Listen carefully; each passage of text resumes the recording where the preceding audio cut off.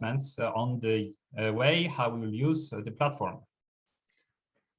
Hello to everyone. My name is Marco and I will be your IT support for today. Just a couple of brief notices. For this event is provided simultaneous interpretation option. So in your menu bar of Zoom window, there's an icon like a globe that says interpretation. By clicking on it, you can choose the language that you want to listen. And you will hear only that language during the entire time of the meeting. Please keep your microphones muted until you need to speak. And for any further assistance, please do not hesitate to contact me via chat. Dame I gospodo, dobar dan. Moje ime je Marko, ja ću biti vaša tehnička podrška danas. Za ovaj sastanak je obezbijeđen simultani prevod. U dnu menija od Zooma, gdje aktivirate i deaktivirate vaš mikrofon i kameru, imate ikonicu koja podsjeća na globus, ispod koje piše interpretation. Kad kliknete na nju, možete da izaberete jezik koji želite da slušate do kraja sastanka. Molim vas da ne uključujete vaše mikrofone dok god ne želite da se obratite i da govorite. I za svu pomoć možete mi se obratiti u chat opciji koja je dostupna. Mr. Pond, thank you very much. Please proceed. Thank you very much. Thank you very much, Marco, for this introduction. And dear ladies and gentlemen, I'm very pleased to welcome you to this virtual ITU-EKIP Regional Regulatory Forum for Europe on Universal Connectivity for a Post-Pandemic Digital Europe, which is jointly organized by ITU Office for Europe and the Agency for Electronic Communications and Postal Services of Montenegro. Over the past 2 years, the role played by connectivity was crucial to ensure resiliency of our societies. This can be said without a doubt. The challenge now is about adapting to a new normal where connectivity has become a more fundamental cornerstone of social and economic activity, and also to ensure that the benefits of meaningful connectivity are extended to all groups of society. This great leap of forward has generated pressure on all stakeholders operating in this area, from different areas of government to regulators, from operators to equipment vendors, and to ensure a greater reach and quality of connectivity for all. In the 46 countries of Europe region, surely the situation is better than in other continents, with the continent leading on many areas.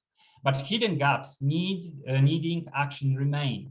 According to Digital Trends in Europe 2017-2020 report, still 7 European countries are below the global average of 75 mobile broadband subscriptions per 100 inhabitants. And still a few countries are missing the full 4G coverage. This means that for various reasons, and despite prices being the lowest globally, millions of people in Europe do not make use of mobile broadband services. With regards to uptake of mobile and fixed broadband services, all countries in Europe find themselves above the global average of 15 fixed broadband subscribers per 100 inhabitants, though a high degree of heterogeneity must be noted.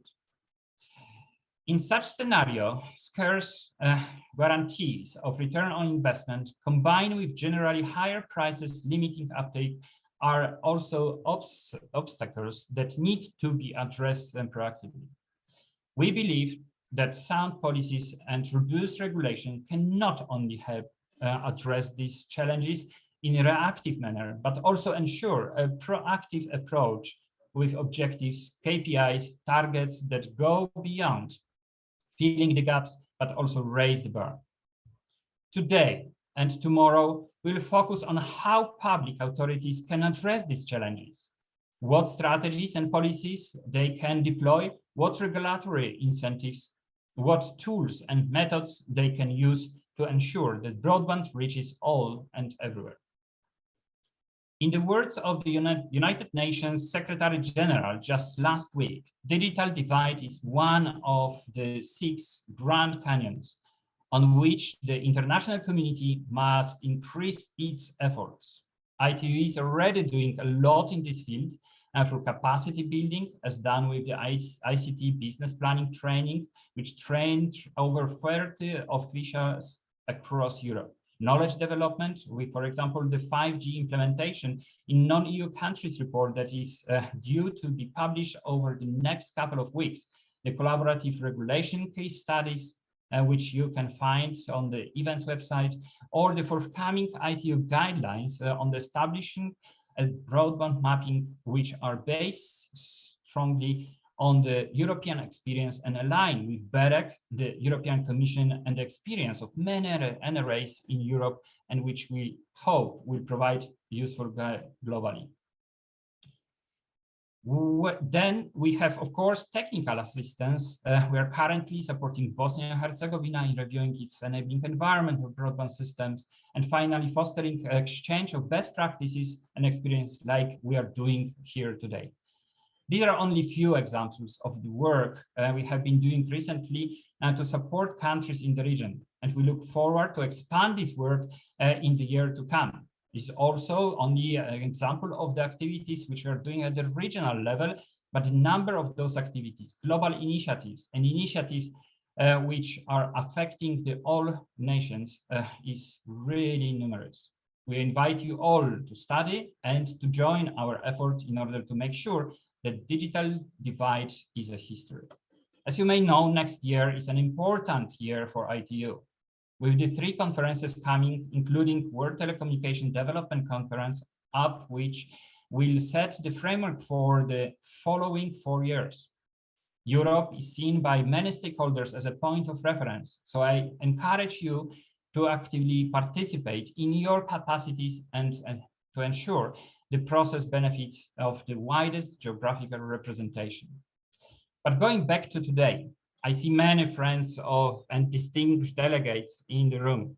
I would like to thank the European Commission, from which we will hear in a moment, for continuous and strengthened collaboration with the ITU, and for continuously raising the bar when it comes to the connectivity in Europe and beyond. Let me also recognize BEREC, EPREC, MREC, and regulator for their work and wish them all good summit on Wednesday. Let me also thank the high-level representatives of national regulatory authorities present here today from Albania, Bosnia and Herzegovina, Croatia, North Macedonia, Serbia, Slovenia, and Montenegro, and thank them for their excellent progress in the region. Dear ladies and gentlemen, before I conclude, let me thank also our partners, the Agency for Electronic Communication and Postal Services of Montenegro, with whom we have been collaborating for many years on this event and other matters. This year, EKIP turns 20 years old.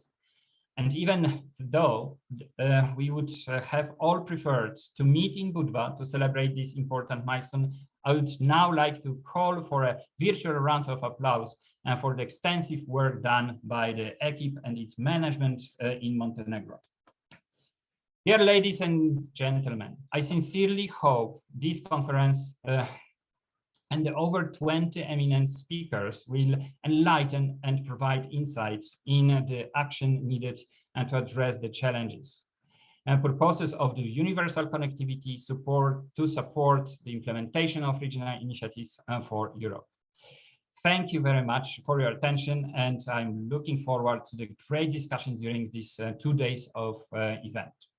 Without further ado, let me now give the floor to Mr. Branko Kovjanic, President of the Council of Agency for Electronic Communications and the Postal Services of Montenegro. Mr. Kovjanic, the floor is yours. Good morning, everybody. I will talk on Montenegrin language. Poštovane gospođe Vasenby, uvaženi gospodine Ponder, poštovane dame i gospodo.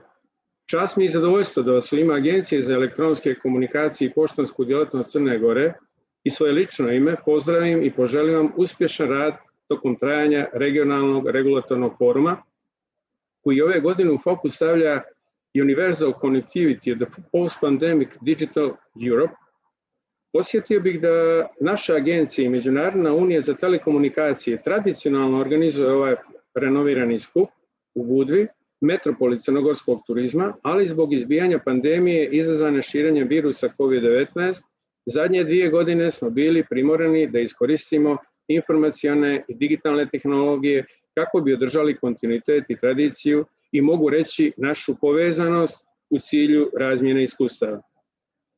Prethodne 2 godine tema naših diskusija u okviru regulatornog foruma su bile buduća regulacija za sveobuhvatnu povezanost i regulacija koja podržava digitalnu transformaciju, tako da vjerujem da smo i ove godine napravili pravi izbor teme i da će naša diskusija i ideje doprinijeti oporavku i daljem razvoju cjelokupne ICT zajednice i privrede u postpandemijskom periodu, koji će, nadam se, uskoro započeti.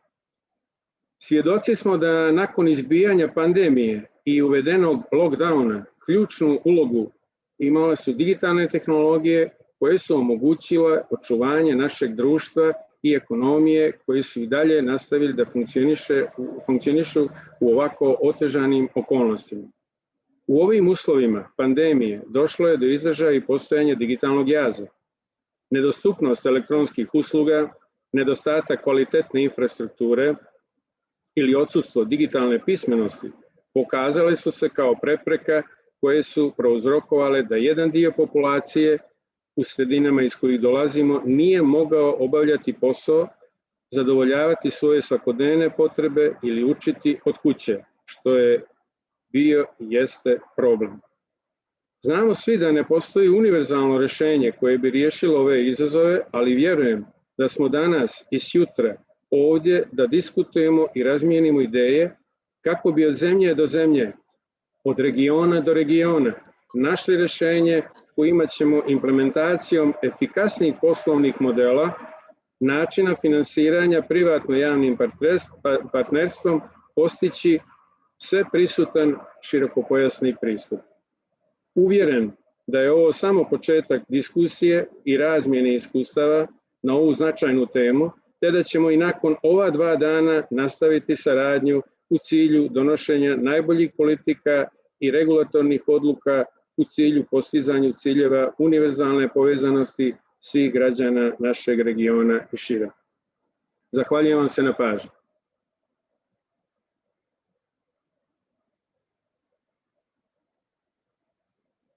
Mr. Ponder, please unmute your mic. Thank you very much, Mr. Kovjanic, for this opening statement.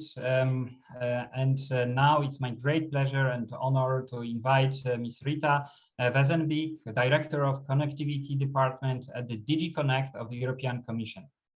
The floor is yours. Yes, good morning, everybody. I hope you can hear me. I think yes.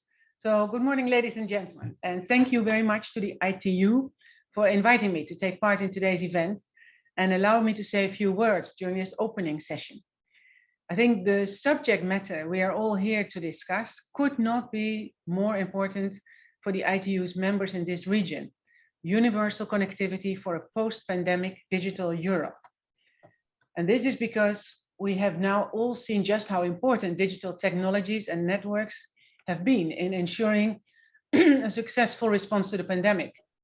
The good news is that the existing networks proved to be impressively resilient in the face of unprecedented demand for connectivity from home workers and people separated from loved ones during the last 18 months. It is difficult to imagine a more demanding test of the existing communications infrastructure, but in many ways it came through in flying colors. We've also seen proof of the ingenuity and the excellence of engineers and public health experts in designing all sorts of innovative technical solutions to help fight COVID. If I can mention one in particular, the European Commission is particularly proud of the development and rollout of a pan-EU digital certificate for vaccinations in only a few months. Today, more than 400 million certificates have been generated across Europe. 42 countries in 4 continents are plugged in. I know that the ITU has also worked closely with the WHO to examine the requirements for digital certificates at the global level. This really is an example of best practice in countries coming together to help each other in times of crisis. In the EU, we have decided that digital must play a central role in the recovery process as far as the economy is concerned. Indeed, in her recent State of the Union address to the European Parliament, Commission President Ursula von der Leyen underlined the twin emphasis that the EU places on digital and green policies to define a successful pathway to economic recovery. And in this context, she identified digital as the make or break issue for the coming decades. It was already agreed that member states should target at least 20% of the recovery funds they are allocating to supporting digital initiatives. This 20% target is a minimum figure. We expect that in many EU members, the final investment of EU funds in digital will be higher. This means, amongst others, that the EU will invest in 5G and fiber in an unprecedented manner. However, the need for increased investment in digital skills is equally important. As the President said, now it is time to show leadership to encourage this. So with respect to the digital decade then, I said already that the COVID pandemic has demonstrated once more the importance of digital technologies in our daily life. It has also articulated the daily divide between people and businesses who can leverage the full potential of digital environment and those who cannot. President von der Leyen has announced in her speech of the Union the publication of a policy program that is called the Path to the Digital Decade. This digital decade represents our vision for a European digital transformation according to European values, freedoms, and our socio-economic model. We want a human-centered digital society of innovative and competitive businesses and empowered citizens. To achieve this, we need to boost our digital capacities and capabilities and ensure that all Europeans can leverage the digital transformation for a better and more prosperous life. Cooperation between the Commission and the Member States, between public and private stakeholders, and between Europe and its international partners lies at the heart of the policy program. Joining forces and pooling resources will lead to unprecedented impact and scale we are looking for to rise to the digital decade's challenges. So in the proposed policy program, the Commission has identified concrete targets that should be achieved by 2030. First and foremost, there should be a digital skilled population and highly skilled digital professionals to make use of the technologies that are there and are there to come. There should also be secure, performant, and sustainable digital infrastructures. Furthermore, there should be a digital transformation of businesses and all businesses, and there should also be a digitalization of public services. The development and deployment of strategic digital capacities and infrastructures is key to European digital sovereignty. We need to invest in world-leading infrastructure in order to remain competitive. That is why we need concrete targets for 5G, but also edge cloud, quantum, and microelectronics. In this context, performant networks are, of course, the conditio sine qua non for the digital decade strategic capacities and technologies. It is only through networks that offer sufficient capacity that we shall be able to develop, for instance, smart cities, remote patient monitoring, remote AI-supported diagnosis in healthcare, and sustainable energy options through smart metering. Therefore, we aim to have gigabit connectivity for every office and every household in Europe, and mobile 5G coverage of all populated areas in the EU by 2030. In my directorate that deals with connectivity, we are working with important regulatory tools to stimulate investments, such as the newly implemented European Electronic Communications Code, which encourages joint investments, and the connectivity toolbox, through which member states have agreed to reduce obstacles to the fast rollout of networks. We also work with comprehensive European funding programs, such as the digital part of the Connecting Europe facility, which offers a €2 billion budget devoted to 5G corridors, cloud federation, quantum communication, high-performance computing connectivity, submarine cables, and last but not least, 5G communities. This is welcome also because the infrastructure targets of the path to the digital decade have a much wider scope than only connectivity. We have set a clear target, for instance, to deploy 10,000 edge nodes by 2030. So the availability of secure and trusted cloud capacities will also spur the digital transformation of businesses. Furthermore, we aim to double the EU's share in global production of cutting-edge semiconductors. We want to also ensure that businesses become stronger and benefit from digital transformation and that they can compete globally. This is why we have said that by 2030, 3 out of 4 European enterprises should use cloud computing services, big data, and artificial intelligence.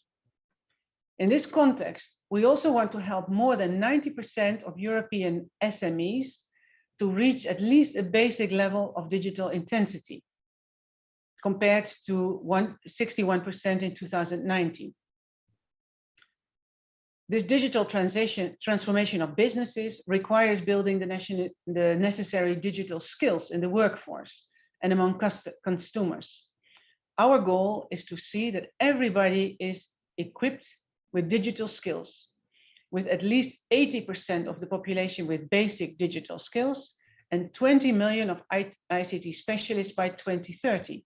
And we hope to see convergence between genders there. Now, of course, setting targets is one thing, but achieving them is another one. And for this reason, the Digital Policy Program will be the first ever digital governance tool, putting the digital decade on the same level as the Green Deal. It will introduce a framework for cooperation to ensure consistency and synergies among all policy initiatives, actions, and measures in the digital sphere.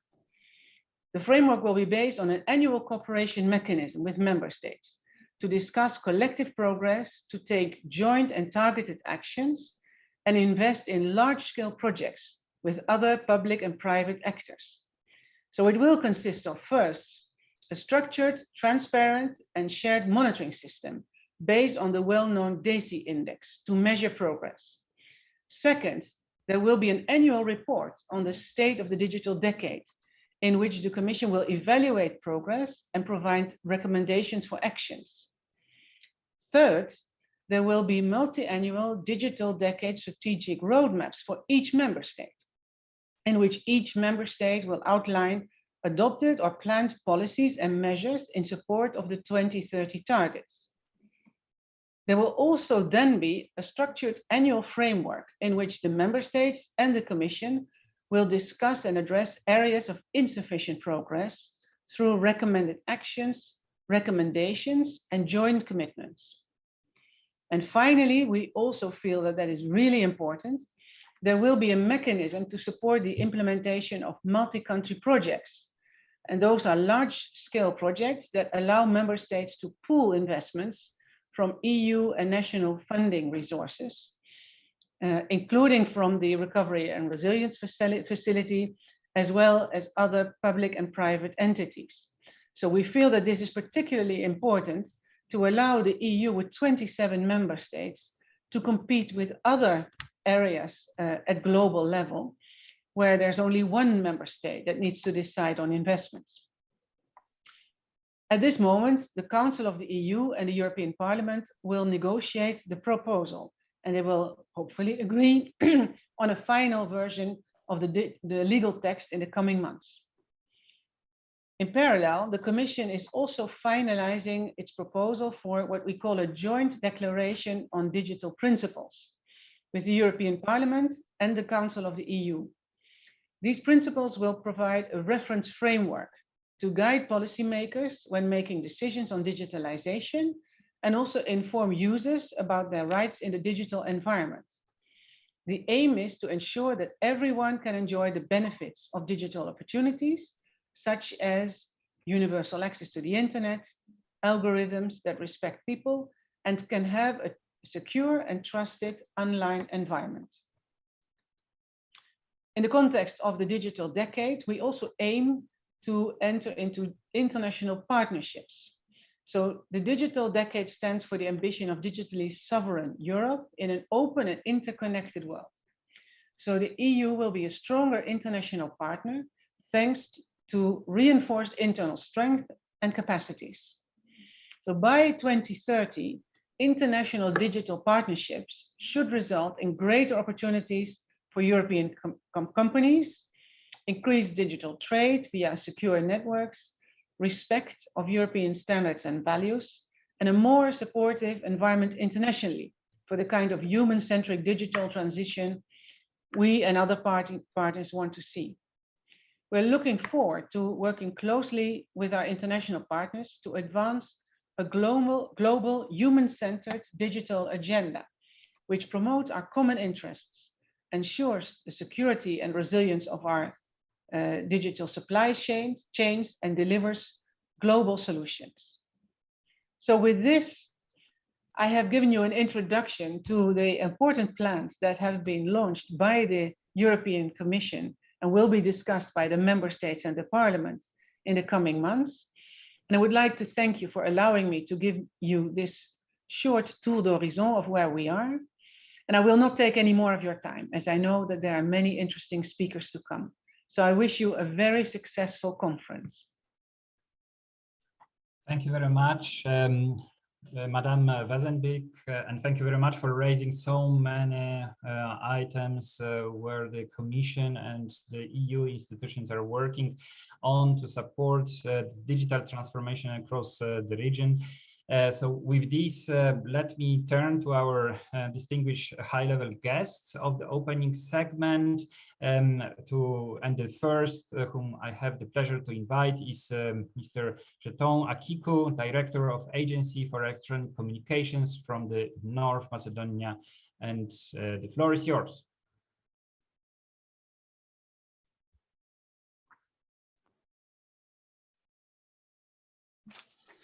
Hello to everyone. Distinguished Mr. Jaroslav Ponder, Head of ITU Office for Europe. Distinguished Mr. Branko Kovijanic, President of the EKIP Council. Distinguished Ms. Rita Vasenby. Distinguished Directors and Presidents of the regulatory bodies responsible for electronic communications in the region. Distinguished participants. It's a great pleasure and honor for me to attend this regional regulatory forum, which is traditionally organized every year by ITU and EKIP. This event is an opportunity to conduct a high-level dialogue between all interested parties on strategies and policies aimed at further developing broadband access, as well as to discuss the challenges and opportunities offered by high-speed networks, all supported by regulatory activities that need to be flexible and cooperative. The composition of the participants on this event provides an excellent opportunity to enhance cooperation in the direction of integration of the entire region into the pan-European digital market, and of course, the development of the regional economic space. All this implies improvement of the condition for development, especially the electronic communication infrastructure. The forum itself, entitled Universal Connectivity for Post-Pandemic Digital Europe, clearly highlights the period in which, like the rest of the world, our region is affected by the pandemic of COVID-19, and it is to be expected all participants to make maximum contribution to the debate on regulation and challenges of the ICT sector in the context of economic recovery from the effects of the coronavirus pandemics. As every year, IAG will be actively involved in this forum by participating in the following sessions, and I hope that we will make a significant contribution. I wish you all a successful job, and thank you very much. Thank you very much, Mr. Kiko, for these introductory remarks. And now let me invite the Chairman of Agency for Electronic Communication and Post of Republic of Albania, Mr. Tomi Frasheri. Yes, good day to all of you. I'm very pleased to share some thoughts as they stem from the Albanian context in the light of the ITU-GSR best practices guidelines. I'm very grateful to our ITU and EKIP colleagues and friends for giving me this opportunity. Due to the prioritization of innovation and the digitalization process in recent years, Albania was not caught off guard when faced with the blocking or slowing effects of the pandemic.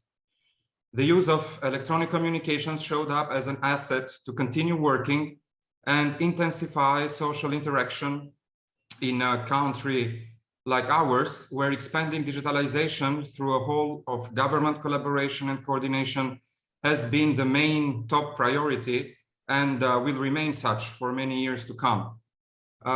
Needless to say that in 2020 and 2021, access to electronic communications became just as critical as the supply of food or healthcare provision in specialized facilities.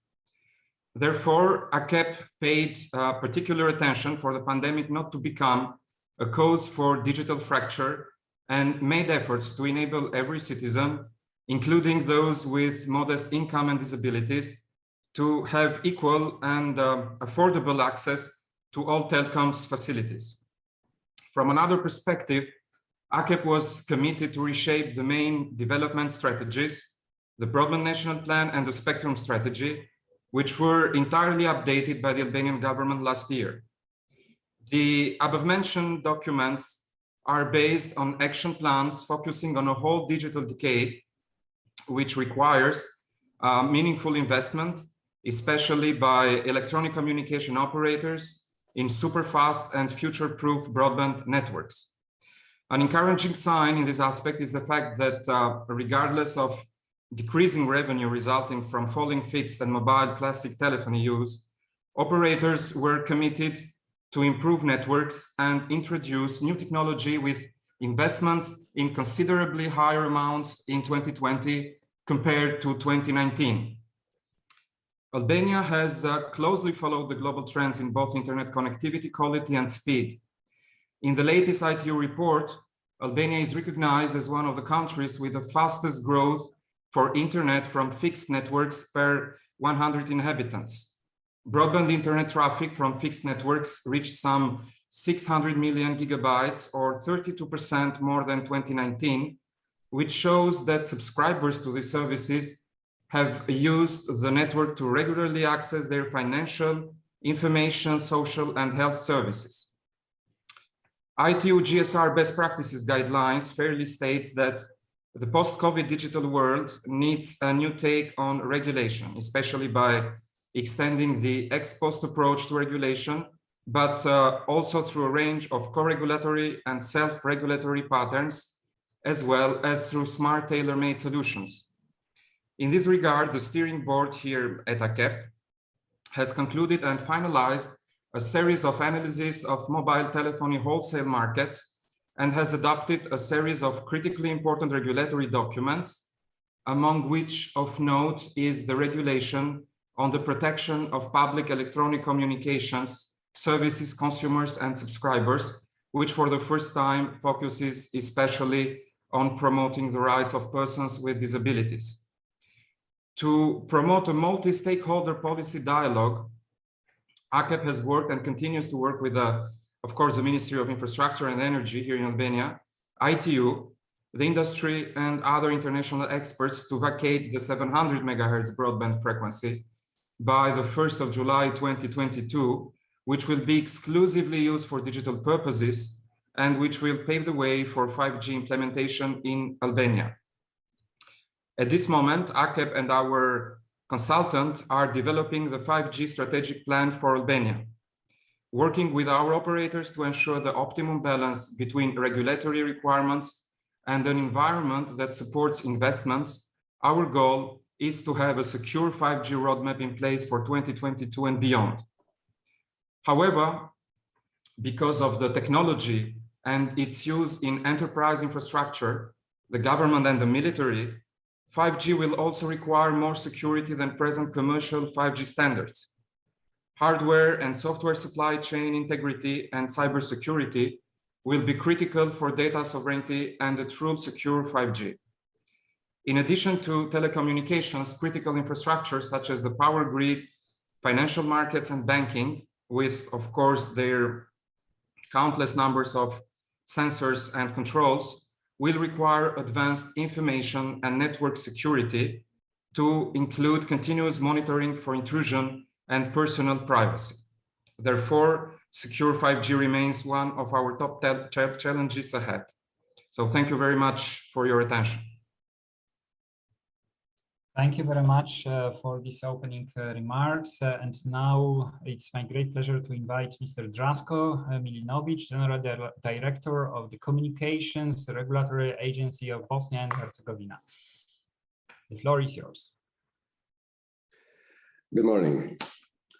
Distinguished ITU representatives, European Commission representatives, regional colleagues, ladies and gentlemen. It is both my honor and pleasure to greet you all and deliver my first official address in my capacity as Director General of Communications Regulatory Agency of Bosnia and Herzegovina. The first year of my tenure was marked by unfavorable and challenging circumstances caused by COVID-19 pandemics, which made both policymakers and regulators rethink, adapt, and respond swiftly and adequately to the new imposed requirements of the digital ecosystem. As we know, digital transformation can only be fully realized if high-quality access to communication networks and services are available at affordable prices for all people, no matter who they are or where they live. However, for developing countries, achieved this goal is not an easy task and requires strong collaboration between the policymaker and the regulator.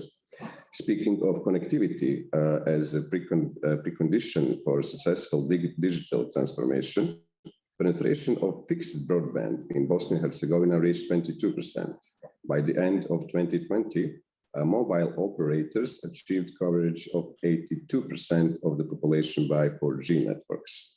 According to the license condition, operators are obliged to achieve extended 4G plus coverage to most urban and rural areas, covering 75% of the territory of Bosnia and Herzegovina and 95% of roads by mid-2024.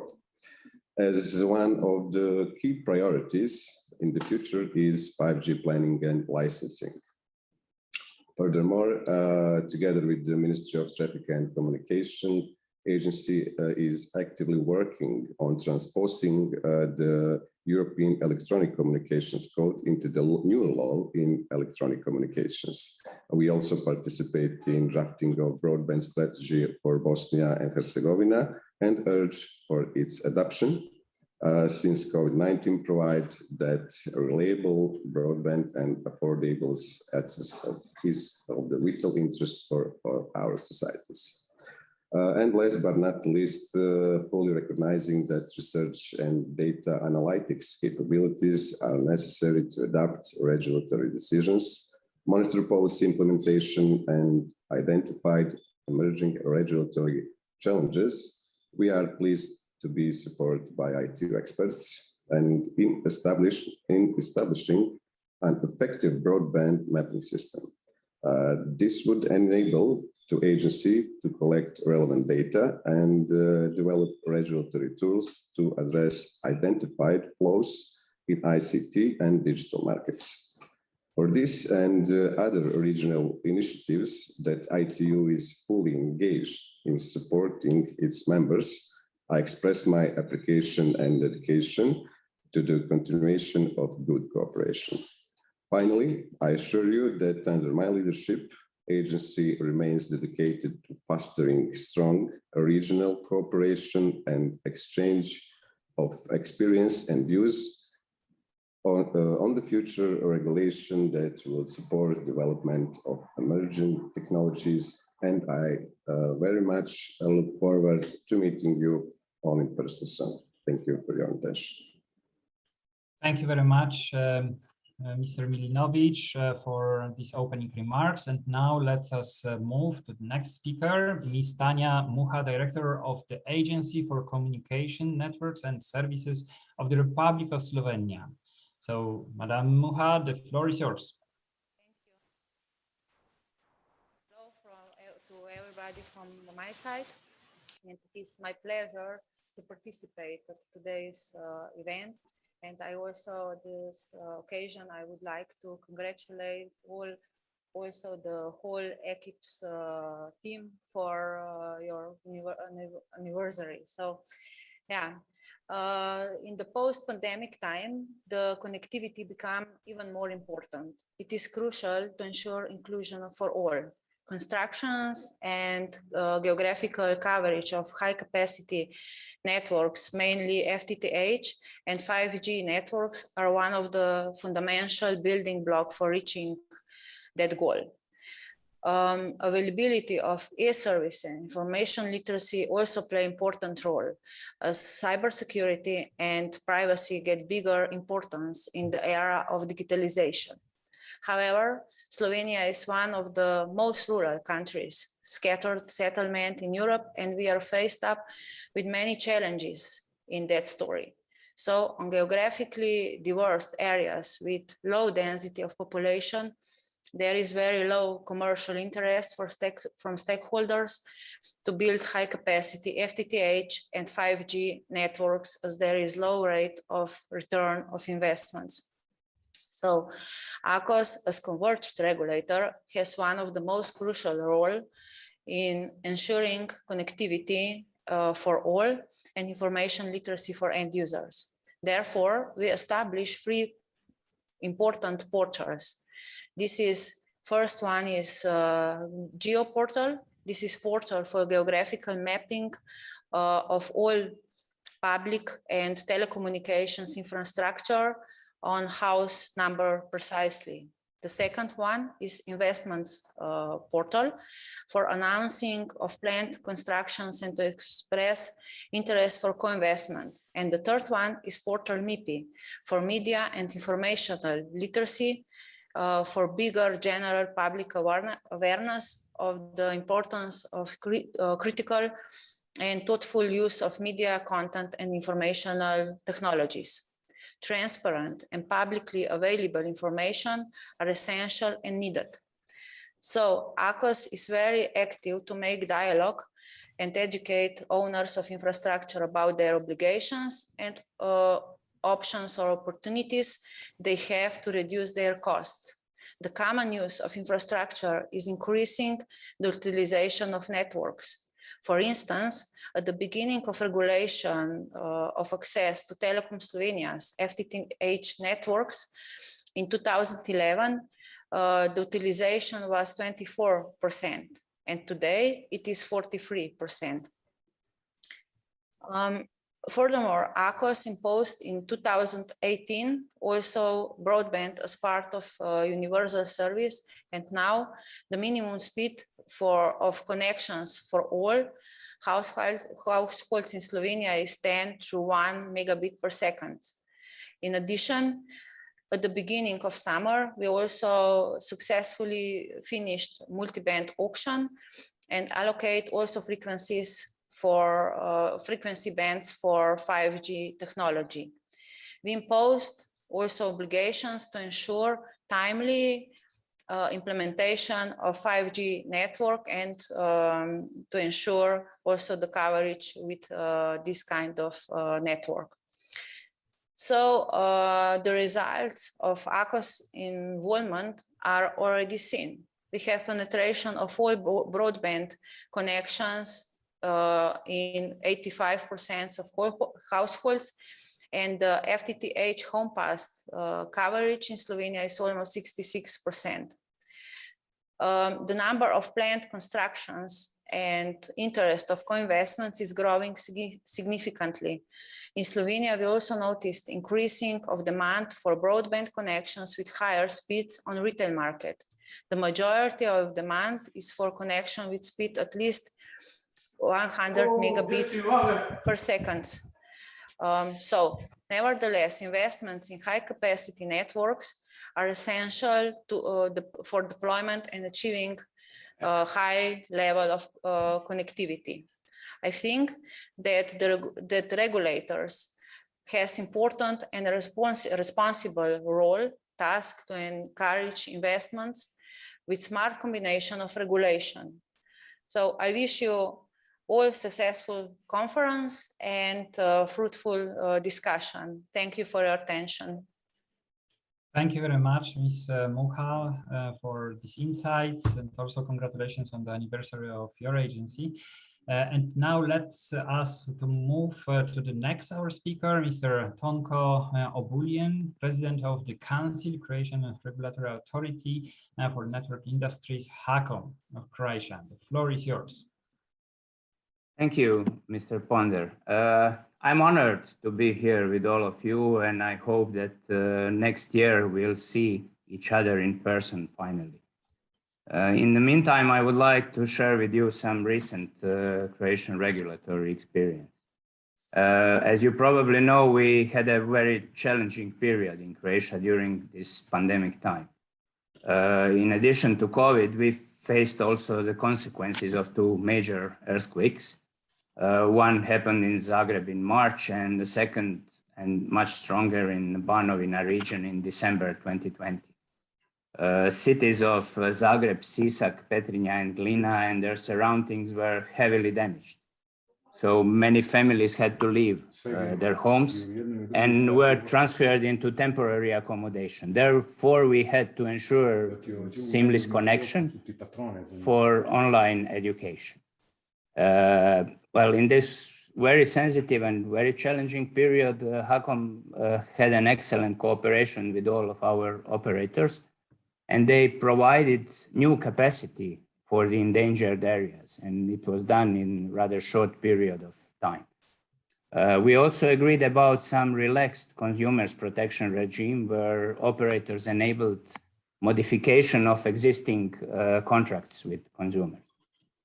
In the same time, data traffic grew exponentially, as we all have seen, and we learned about the resilience of our networks as well. I'm sure that this situation also helped people to understand the importance and benefits of broadband connectivity. We had also to delay the transition to DVB-T2 system, and therefore the 5G auction was also postponed into this year. My colleague, Mr. Mazur, will speak more about it during 5G session tomorrow. I just wanted to mention that we did it, well, I guess successfully. We promoted investments with reasonable reserved prices. We put some obligations for rural coverage, and we left 80 megahertz for regional use. So we are now happy to see that we have smaller regional players in most of the Croatian regions, at least in most of those very attractive regions, but also in some other regions. We also allocated 1 gigahertz in 26 gigahertz band, although major operators at first proposed not to put it in auction. We are currently active in deploying the measures from the mentioned EU connectivity toolbox, and I guess many of those measures are in fact similar also to some of GSR's best practice guidelines. For us, currently the most challenging issue is the deployment of 5G network, as we face some obstacles in local physical plans. HACOM is trying to speed up the process of construction permits granting, and we are engaged with the local communities and also with the Ministry for Construction. We also plan to do a road show, which was unfortunately delayed because of health limitations, so we'll go around Croatia and try to promote the broadband even more. A very important moment on our market was the decision of our third mobile operator, Telemach, which is owned by United Group, to buy an operator, Optima Telecom, which was to this point under incumbents governance. So we are now looking forward in Hakom to the more dynamic market in the years to come. But to be ready for that, we also changed our system of cost models and also the methodology of the margin squeeze test. And of course, we soon expect the new Electronic Communications Act, which is unfortunately a little bit delayed, but we are looking forward to its implementation as well. So that was the most important. I believe I'm now out of time. So I wish you all to stay healthy, stay safe, and to have a successful event today and tomorrow. Thank you.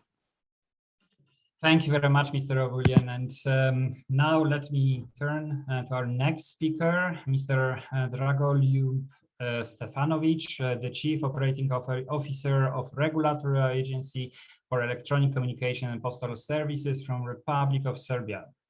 Mr. Stefanovic, the floor is yours. Thank you very much, Mr. Ponder. I hope that you can hear me. Yes? Okay, thank you. Dear colleagues, let me start by greeting you on my own behalf and on behalf of Ratel's director, Dragan Pejovic, who is unfortunately unable to attend the event. I would like to share with you the most important developments contributing to connectivity in Serbia since the pandemic began. The experience of COVID-19 pandemic highlighted the importance of having reliable broadband available to citizens, businesses, and the overall economy. Investments and incentives made by the government to roll out very high capacity networks able to meet the future needs for high quality internet access are vital to the further digitalization of the society. Through its everyday activities, Ratel continues to contribute to digital transformation in collaboration with state authorities, which is also shown by its active involvement in preparing draft law on electronic communications, which will be fully aligned with the European Electronic Communication Code. In the spirit of engagement of digital infrastructure by the end of 2020, the Ministry of Telecommunications issued free public calls for operators to jointly build the broadband communication infrastructure in the rural areas. The program involves provision of infrastructure to 600 settlements in rural areas to ensure the internet access. Through the Rural Broadband Rollout Program, the government of Serbia, in partnership with EBRD, is making significant investments in infrastructure upgrades and promotion of the internet access for all in order to deliver more reliable and safer high-capacity internet to schools, households, and offices of the local self-governments and business firms.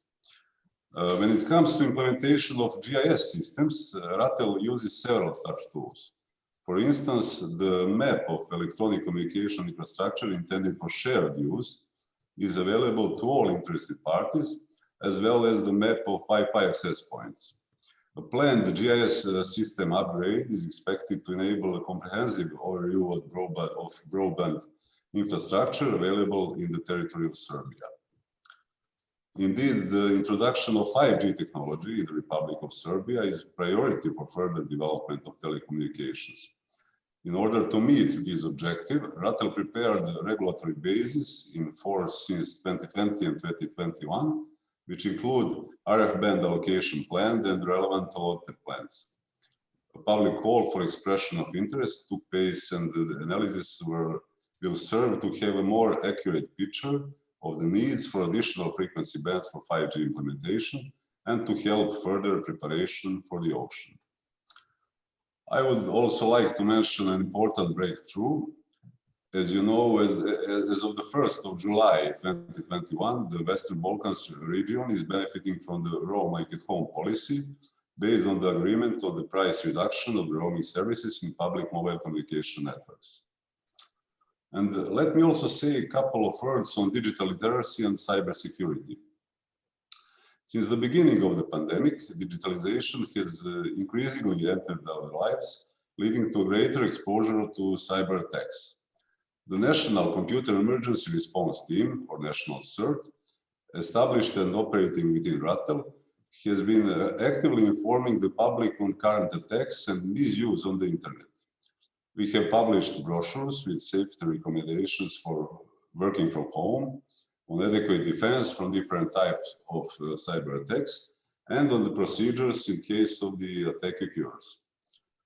As part of the development of e-government, information technology and e-government office has been established with objective to centralize and coordinate the development of IT and e-government services on a national level.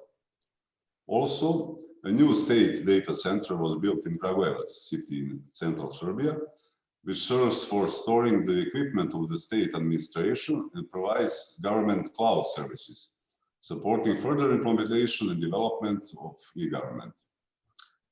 Under the project Norway for You, financed by the Kingdom of Norway, a cyber age platform was donated, designed for cyber exercises focused on capacity building of the national CERT community, local self-governments and ministries.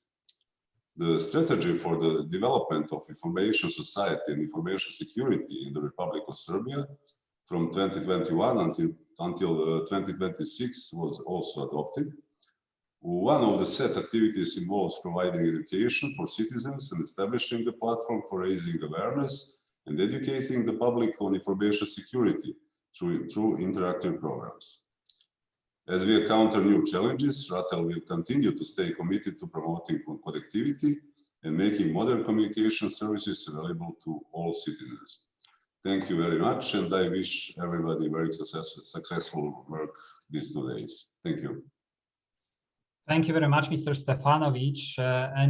Now, ladies and gentlemen, it's my great pleasure to move to our last but not least speaker of this opening segment, Mr. Darko Grigorovic, Executive Director of Agency for Electronic Communication and Postal Services of Montenegro, and our host of this meeting. So with this, I'm handing over the floor to Mr. Grigorovic.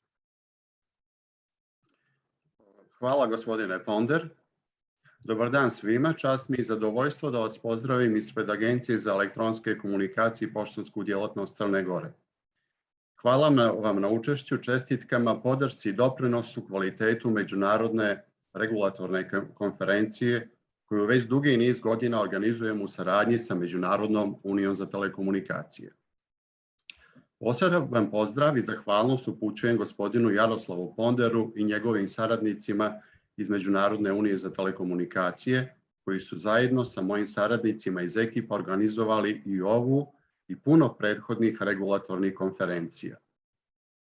Ovom prilikom izražavam i zahvalnost na podršci i pomoći koju Međunarodna unija za telekomunikacije pruža ekipu i Crnoj Gori u razvoju elektronskih komunikacija. Zbog nemogućnosti održavanja Međunarodne regulatorne konferencije u Budvi, u dogovoru sa predstavnicima Međunarodne unije za telekomunikacije smo odlučili da regionalni regulatorni forum za Evropu organizujemo u online formatu. Kao i prethodne, i ove godine smo ostali uskraćeni za zadovoljstvo da budemo vaši domaćini u Budvi. Ove godine nam je zbog toga posebno žao, jer ove godine ekipa obilježava 20 godina postojanja i regulatornog djelovanja na crnogorskom tržištu elektronskih komunikacija i poštanskih usluga. Pandemija izazvana virusom COVID-19 izvršila veliki uticaj na način života i rada svih nas. U oblasti za koju smo profesionalno vezani došlo je do znatnog povećanja upotrebe elektronskih komunikacionih usluga, a pandemija je posebno istakla značaj pouzdanog širokopojasnog interneta. Elektronske komunikacione mreže u Crnoj Gori su uspješno odgovorile na sve zahtjeve i izazove. Na tome i pokazanoj društvenoj odgovornosti u prethodnom periodu i ovom prilikom upućujem čestitke i zahvalnost operatorima elektronskih komunikacija u Crnoj Gori. Kroz prezentacije mojih kolega bit ćete detaljnije upoznati sa stanjem tržišta elektronskih komunikacija u Crnoj Gori, što smo do sada preduzeli, ostvarenom napretku i što planiramo da preduzmemo za poboljšanje konektivnosti. Iako sam bio planirao da i ovdje ovom prilikom iznesem neke podatke, odustao sam od toga da bi ostali u planiranom vremenu. Nadam se da će i ovaj regionalni regulatorni forum za Europu kroz razmjenu iskustava sa međunarodnim institucijama i drugim regulatorima doprinijeti većem uspjehu u radu svih nas. U nadi da ćemo se sljedeće godine vidjeti lično u Budvi, želim vam dobro zdravlje i uspješno odvijanje regulatornog foruma. Thank you very much, Mr. Grigorovic, for this opening statement, which brings us to the end of the opening segment. I would like to thank you very much for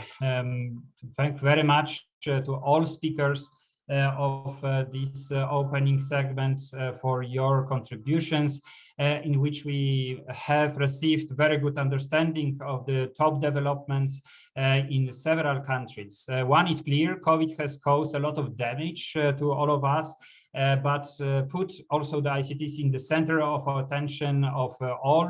We have heard a lot of amazing progress made in this part of Europe, and a lot of efforts which regulatory authorities made in order to make sure that the ICTs remain in center of the attention, but also this development is used in positively in order to advance the digital transformation in the region, building the gigabit society. We're very pleased to hear that ITU services such as REC for COVID, best practice guidelines, GSR exchanges, and many, many more were useful for you, and we're looking forward to the continuous collaboration and ready to support whatever we can provide the value.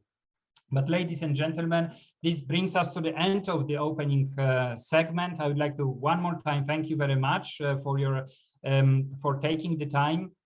And in order to conclude the opening segment, I would like to request all speakers and all participants to switch on the cameras in order to take the picture, the group picture. Even though we cannot this year enjoy physically the being together in beautiful Budva and Montenegro, we hope that this will be possible next year. And in order to commemorate this year gathering, we recommend and we invite you all to switch on the cameras, and we'll take a moment with the support of our technical moderator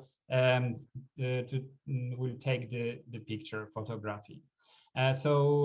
Colleagues, now is the moment to switch on the camera. I would like to invite you to do so, and I will ask my colleagues to reconfirm if everything is clear and provide us the guidance when this moment will be of taking the screenshot.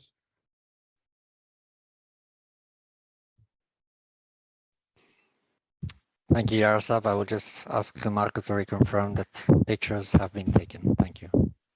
Only from the speakers. Can we just wait for a minute or so just to take pictures of all the participants as soon as I remove all pinned videos?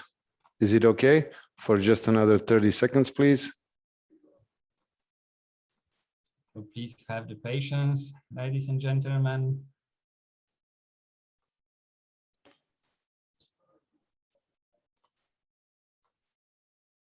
Imagine that we would be just now in Budva on the stairs, and we would be guided by our official photographer.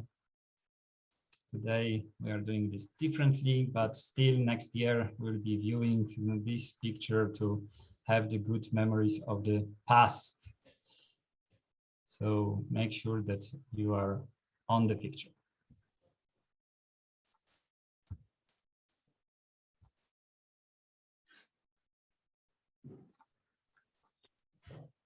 Thank you very much. This is it. Excellent. So ladies and gentlemen, this brings us to the end of the opening segment. One more time, thank you very much. And we would like to invite you for now 6 minutes of technical break when we can refill our cups of coffee and a little bit stretch. So we see just in 6 minutes at 11:10 at the next session. And it will be our great pleasure to welcome with us Ms. Solina Abdullah, Chief of Knowledge, Digital Knowledge Hub Department of the PDT, who will provide us the intervention on global trends and the ITU GSR 21 best practice guidelines. So for the time being, thank you very much and see you very, very soon. Thank you.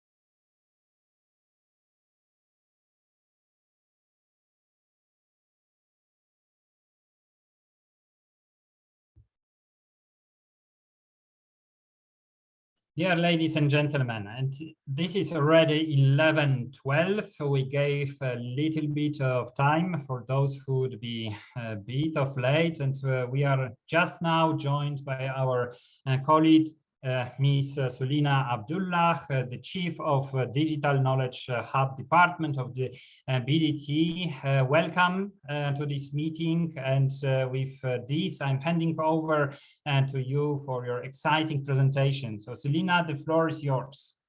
Thank you, Yaroslav. Good morning, ladies and gentlemen. It's good to be here among so many regulators. In Southeast Asia, we used to say that regulators are the most overworked and the least appreciated people on the planet. What more? Give me 1 second, I'm sorry. Well, I was going to say, what more now when regulators and policymakers have to deal with the surge in internet demands and making sure that communications is always on, more so during pandemic times. So digital technologies are now powering the way we live. Individuals, communities, and economies, our very future. If we had not known this before, the COVID-19 pandemic has clearly shown the world how important reliable broadband is to people and businesses. We need continuous investments to keep rolling out and upgrading ICT infrastructure to deploy super fast broadband networks to meet future needs. This is vital to ensuring affordable access and expanding digitalization for social and economic good. Digital policies and regulation hold a threefold promise: as a tool for driving the digital transformation of the economy, as a framework for the digital transformation of regulators and regulatory governance, and as an interface for cross-border collaboration and coordination on sticky issues related to digital markets. Regulators and policymakers are the master builders of the digital transformation. And today, regulators recognize that there is no single comprehensive blueprint for best practice, and that regulatory patterns for the digital transformation will be rooted in local circumstances while addressing regional and global challenges. The Global Symposium for Regulators, held annually since 2000, provides a unique, neutral discussion platform for regulators and policymakers to share experiences and best practices.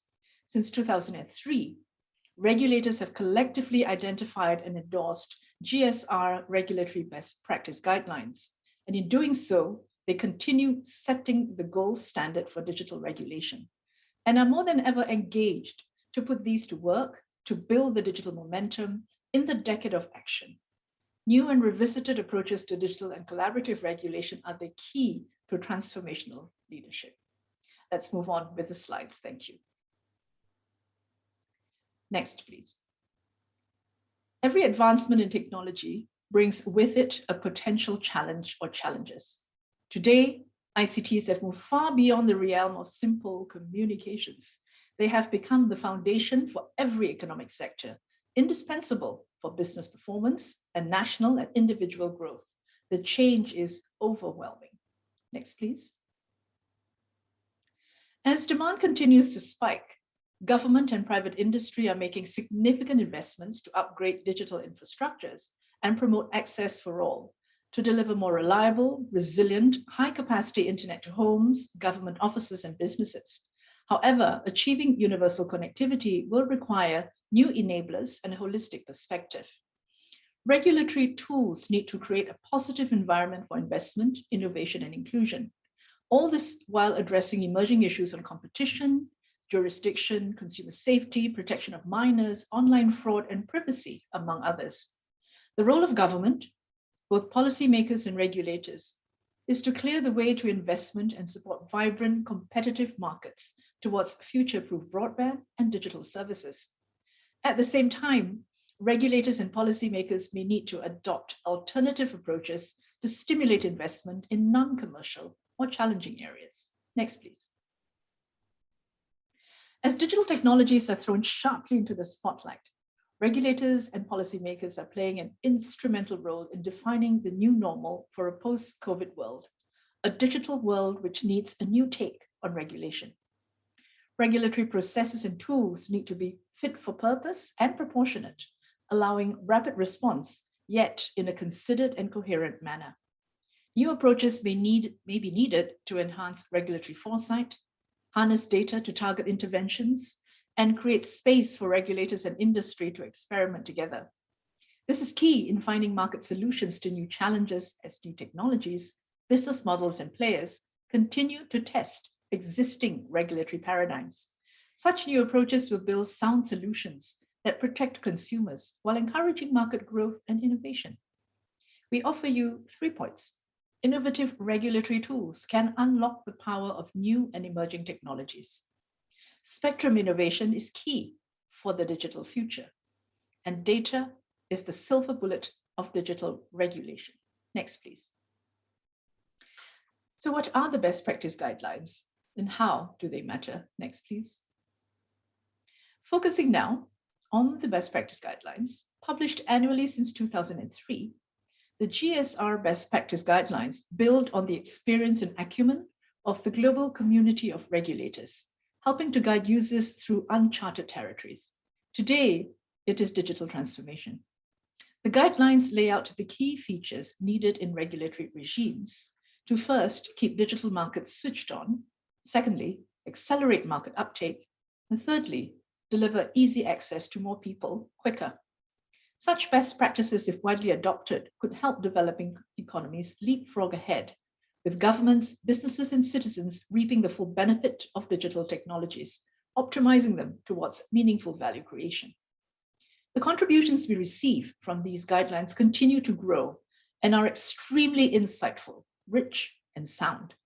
On behalf of ITU, I take the opportunity to extend a heartfelt thanks to all those who contributed in one way or another to this important process throughout the years. Next, please. The 2021 consultation focused on inducing new, effective, and agile financing mechanisms to digital infrastructure access and use. Again, contributions were received from stakeholders from across the board with the following main topics raised. There is still a need to enhance regulatory capacity. The COVID-19 pandemic has underlined how important resilient broadband is to people and businesses. Achieving universal connectivity will require new enablers and a holistic perspective. The role of government is to clear the way to investment and support vibrant, competitive markets for future-proof broadband and digital services, and the need to adopt alternative approaches to spur investments in non-commercial or challenging areas. Next, please. The 2021 edition of the guidelines highlights the imperative to introduce agile financing mechanisms for digital infrastructure access and use. What's more, policy and regulatory tools are already at hand to bridge the financing gap in digital markets. Appropriate finance can turbocharge regulatory progress, foster collaborative digital regulation, otherwise known as the fifth generation regulation or G5, and unlock digitally transformed inclusive economies. This year's edition is more than ever community-owned by the regulatory community and for the regulatory community across regions and globally. Regulators everywhere need to adopt and implement a globally agreeable approach in a manner relevant to their particular national circumstances. A sizable toolbox is available for regulators to leverage evolving market dynamics, adapt in the aftermath of COVID-19, and seize the new digital opportunities. For example, innovative financial instruments and targeted incentives can be tailored for traditional and new players in infrastructure deployment, especially in underserved areas. Dedicated national funding instruments, such as infrastructure and innovation funds, alongside universal service funds, could drive infrastructure development across economic sectors. Strategic tax policy, including tax incentives or tax deductibility for new investments and the removal of sector-specific taxes on digital services, devices, and equipment, can go a long way in fostering digital economies. Safe spaces for regulatory experimentation allow innovators to fine-tune new business models and build resilience of new digital services. Regulatory sandboxes reflect to the complexity of new digital technologies and services, reducing time to market and helping secure funding for broad rollout to new consumer groups and previously unconnected. The GSR 21 best practice guidelines also call or a sharp focus on policy implementation to ensure wide, sustainable impact. Policy and regulatory measures must be designed and applied to make digital devices available and affordable. This includes connecting schools, local government offices, and health centers, creating e-government applications, and promoting local digital content. Next, please. So, ladies and gentlemen, regulators all, what happens next? Please, next. We invite all regulators to contribute to the next GSR best practice guidelines. Engage in our GSR discussions. Take the GSR 21 recommendations home to be adapted to your local context and even those before 2021. Engage in regional association processes. The guidelines have guided the research and services developed by BDT to support digital transformation in countries. They also feed into metrics, the ICT regulatory tracker in particular, and most recently the G5 benchmark. Next, please. And here's a snapshot of the BDT team. I'm not sure if Yaroslav's there. There are more of us literally behind the publications, best practice guidelines, discussion papers, and platforms that you see on your screens.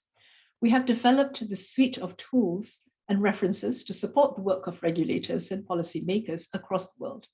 In working towards leaving no one behind, we have to band together to make sure that everyone gets to go online.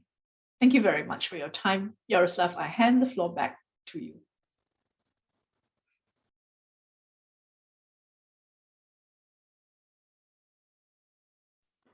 Yaroslav, you're muted, my friend. Great, thank you very much, Selina, for this great presentation, and we hope that a lot of our colleagues and a lot of members of the regulatory authorities will be able to use more often our services and the products, but also will be able to engage meaningfully in the processes leading towards the GSR, but also towards the other processes which you are depicted. But with this, let me now move to the next session, special session, and now I would like to hand over the floor to our colleague Sophie Madens. This session will be focusing on the policy and regulatory incentives for affordable and robust connectivity. So I'm handing over to you, Sophie. Thank you. Thank you very much, Yaroslav. I'm delighted to be here with you today. I also wish we would have been in Budva and hoping for next year. So this session will focus on the new business models that are needed to ensure better affordability and uptake of connectivity, with particular attention to the last mile. We've heard about the extraordinary measures that have been taken, that have been put in place during this pandemic. And we are interested and excited to hear about emerging solutions in terms of policy actions and regulatory incentives to increase affordability and uptake. Let me also say that tomorrow we will be launching what was a discussion paper at GSR on financing universal service to digital, or universal access to digital. So I really do encourage you to look at our new publication. As universal access in the digital era goes beyond extending networks to bolster use and adoption, as we did indeed hear from many of the interveners, we also know that the level of investment is huge. So we need a considerable shift in the approach to funding and to regulatory approaches towards universal access, as Selina did indeed highlight, but also to business models. Financing connectivity is recognized as a key priority in the United Nations Secretary General's Roadmap for Digital Cooperation and for the attainment of the Sustainable Development Goals.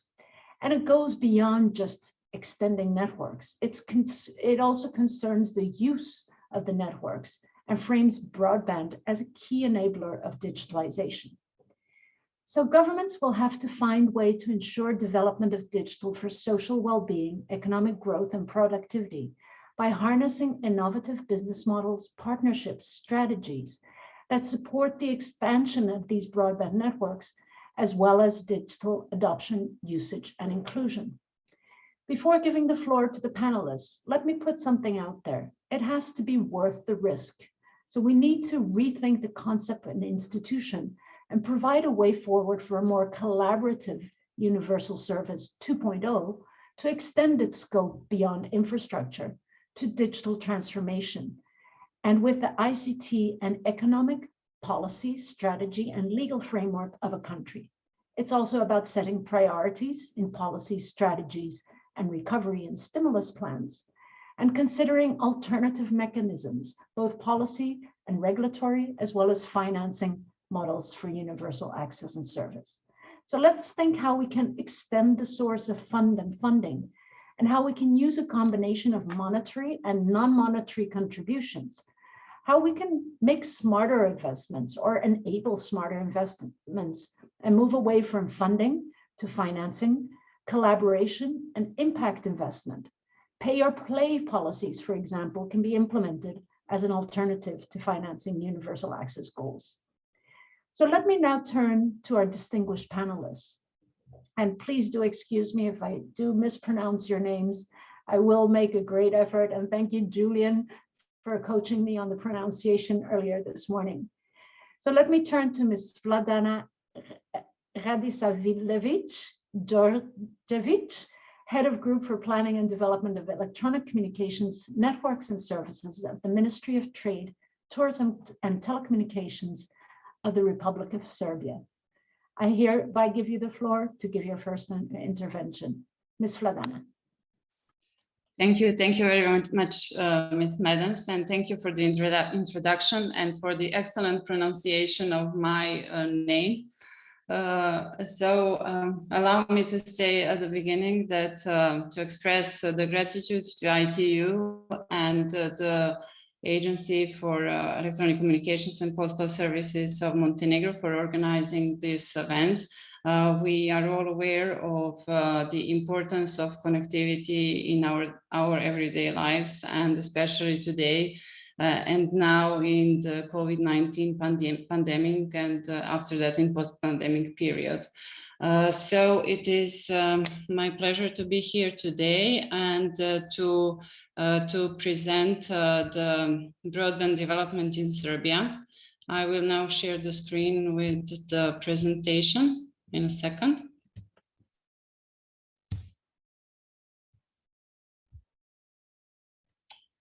Okay, so allow me just a brief introduction at the beginning.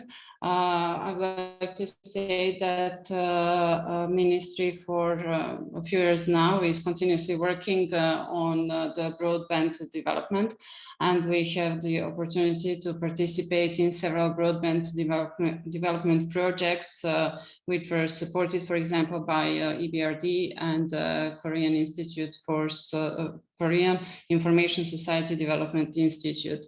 Even since 2016, we are working with the EBRD in accelerating the rollout of broadband infrastructure, and even today we have their support. Some of the other activities of the ministry include broadband mapping and development and implementation of a phased rollout plan, incentive schemes, and all in order to provide a rural broadband development. The first thing that we had to do in order to be able to introduce incentive measures and to start with deployment of broadband in rural areas was to conduct the broadband mapping. The broadband mapping was finalized and completed in the fourth quarter of 2019. And today we have these data and maps that were gathered from all electronic communications operators with the market share above 1%. Our regulatory agency, Rita, keeps the record and updates the record of all electronic communications operators in Serbia. The data resolution level that we used was the settlement level, and it was slightly above 4,600 settlements in Serbia that were addressed. Settlement level resolution actually provided us enough data to determine white and gray areas and to start the incentive schemes. Here are some of the results of the broadband mapping. All the results are publicly available. For example, from this table, it can be seen that approximately 500,000 households in Serbia actually has a broadband availability less than 30 megabits per second. So these data enable us to determine what are the settlements and the targeted areas where there is a necessity for state intervention. These are the same data, just visualized, and this is just a screenshot of the interactive map that is publicly available. So on our website, you can zoom in the map in order to see the detailed information regarding the settlement. Regarding the rural broadband incentives, we had to put incentives in some kind of state aid rules and incentives in place. We did taking into account the EU guidelines on the application of the state aid rules in relation to the rapid deployment of broadband. And we adopted the necessary regulation in Serbia, and we enabled state incentives in order to deploy faster and further broadband networks. Currently, the ministry is working on the rural broadband development project, and this is the project that consists of 2 phases. And the first phase is on the way, and the targeted end date is the end of 2022. Approximate number of settlements and households covered by this first phase are here listed on the slide. There are around 475 settlements and around 80,000 households. I apologize. The part of the project is that the ministry will be the one to finance and deploy the mid-mile segment, while the operators will deploy the last mile infrastructure.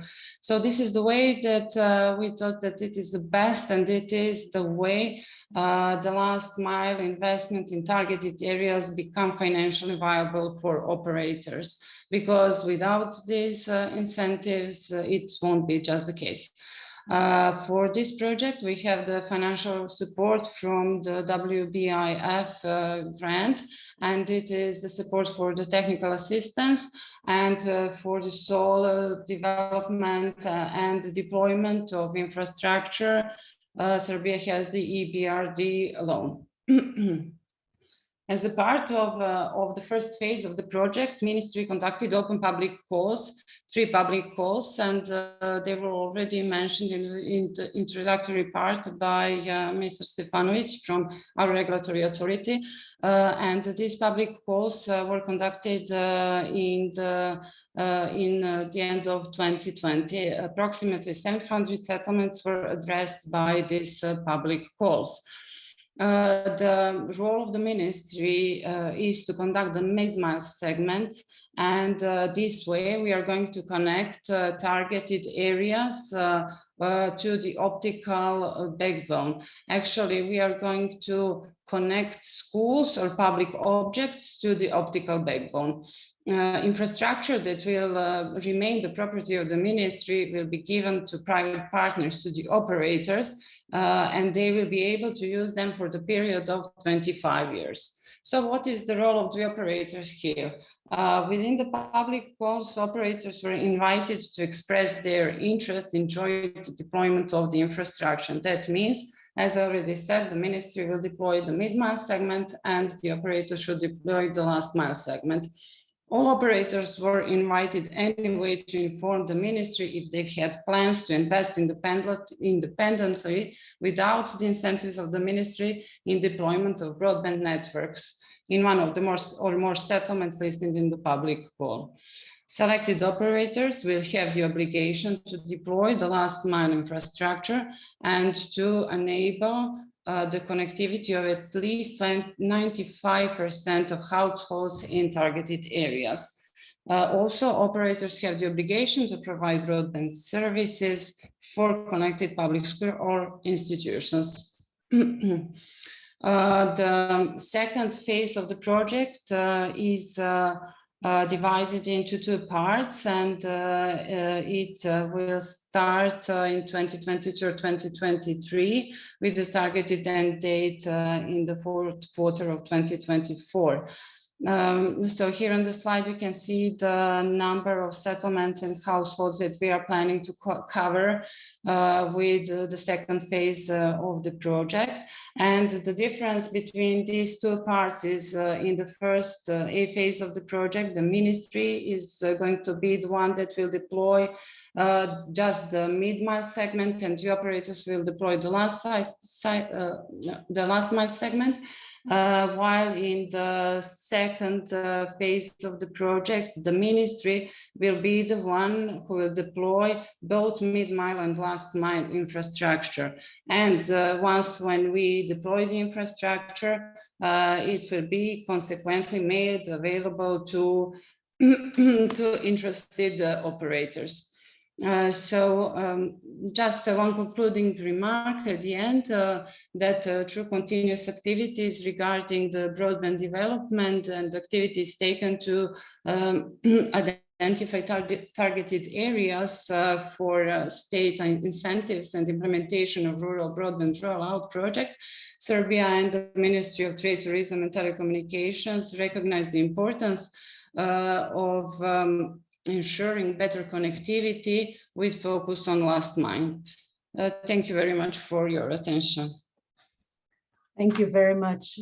Very fascinating presentation, and thank you for sharing that. I'll now turn the floor to Ms. Sophie, my namesake, Tvalavadze, who's the head of Department of Communications, IT and Innovations in the Ministry of Economy and Sustainable Development in Georgia. Ms. Sophie, the floor is yours. Thank you, Sophie. I believe you can hear me well. Yes, perfectly, thank you. Thank you. Dear ladies and gentlemen, it is an honor to be here at the Regulatory Forum for Europe 2021 on universal connectivity for a post-pandemic digital Europe. I would like to extend my deep gratitude to the ITU and the Agency for Electronic Communication and Postal Services of Montenegro for organizing this important virtual event. As a matter of fact, and my previous colleagues also mentioned, we are living in a constantly evolving digital world and information era, where the connectivity has an impact on nearly every aspect of our lives, from working and learning to entertaining. The COVID-19 pandemic shows us the importance of the information and communication technologies. During the lockdown, we have adapted quickly to new ways of working, new methods to engage with our workforce and the community. Both the public and private sector started working online by usage of various online platforms and digital channels. But to give the possibility of usage, the online platforms to our population, very important role plays the connectivity with the high-speed broadband internet and bridging the digital divide between rural and urban areas. COVID-19 crisis has strengthened our views on necessity of development of digital technologies and broadband connectivity in a fastest way. In recent years, Georgia took active steps to accelerate development of digital economy in the country. A number of important reforms have been undertaken. Therefore, the usage of modern technologies and services have become an integral part of daily life of our Georgian community and entrepreneurs. Bridging the digital divide is one of the main challenges worldwide and for Georgia as well. The government of Georgia has undertaken lots of measures for supporting the development of broadband infrastructure. Due to some legislative changes, I think in 2015, related to technological neutrality, the Georgian mobile operators were given the opportunity to start providing the mobile 4G broadband services. For the time being, 100% of the population of Georgia is covered by 4G signal. In 2020, the density of fixed broadband subscribers per 100 households composed 86%. And the density of mobile internet subscribers per 100 inhabitants composed 94%. And as for the 5G, it is a completely new technology that Georgia plans to introduce in parallel with leading European countries. For that, Georgia's strategic plan preparation process, coordination of frequencies with neighboring countries, and other activities are underway. Within the framework of EU for Digital program, with the support of European Commission and the World Bank Group, was elaborated recommendations on National Broadband Development Strategy of Georgia and its implementation action plan for 2020-2025. The government of Georgia officially adopted the National Broadband Strategy on 10th of January 2020. The key objectives of NBDS are to enhance the legal and regulatory framework for broadband development in line with the EU norms and overcome digital divide across urban and rural areas. The targets of which are in line with the EU Gigabit Society objectives of 2025. For the implementation of some directions of NBDS, the government of Georgia, with the support of World Bank, started the Login Georgia project, which has three components. These are increase access to affordable broadband internet, promote the use of broadband-enabled digital services, and support project implementation itself. The most important part of this, I think, is the component 1, which supports the construction and activation of fiber optic networks under the program for broadband infrastructure development that will bring high quality, high capacity services to the selected rural settlements. Other policy and regulatory activities under this component will improve the enabling environment for digital development. The development of broadband infrastructure will enable private operators, especially small and medium size, to provide broadband services to the population where such services haven't been yet available before, or to improve the quality of existing services. Under this program, 5,000 kilometers of fiber optic infrastructure is planned to be deployed. And around 170,000 households or in rural areas will have access to at least 100 megabit per second of broadband internet services, and administrative bodies and enterprises at least will have 1 gigabit per second. Mentioned Login Georgia project also will help to boost the use of digitally enabled services through training and capacity building programs across the country to promote digital financial services and e-commerce, as well as online e-government services. Herewith will also help to promote some remote e-learning and telemedicine.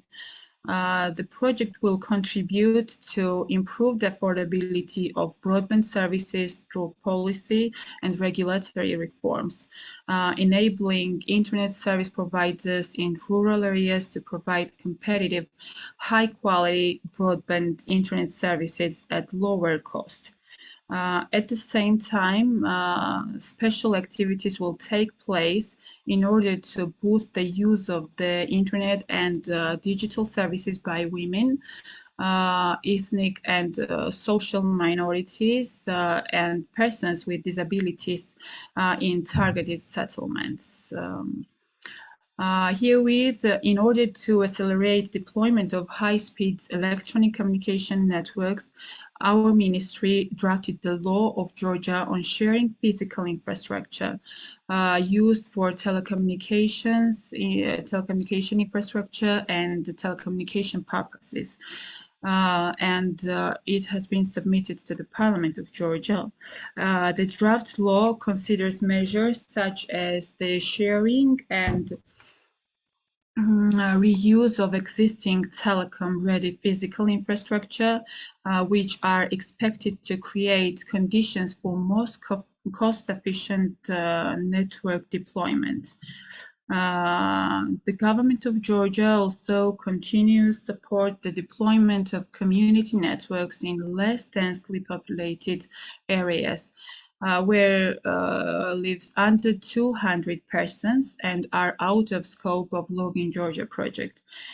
With the support of European Bureau of Internet Society, ISOC, in mountainous and remote regions of Georgia, the two community network projects had successfully completed in 2017 and 2019.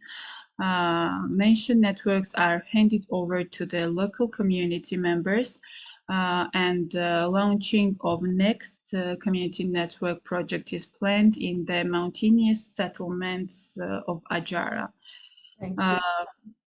I have a bit words to say, and I will finish my word.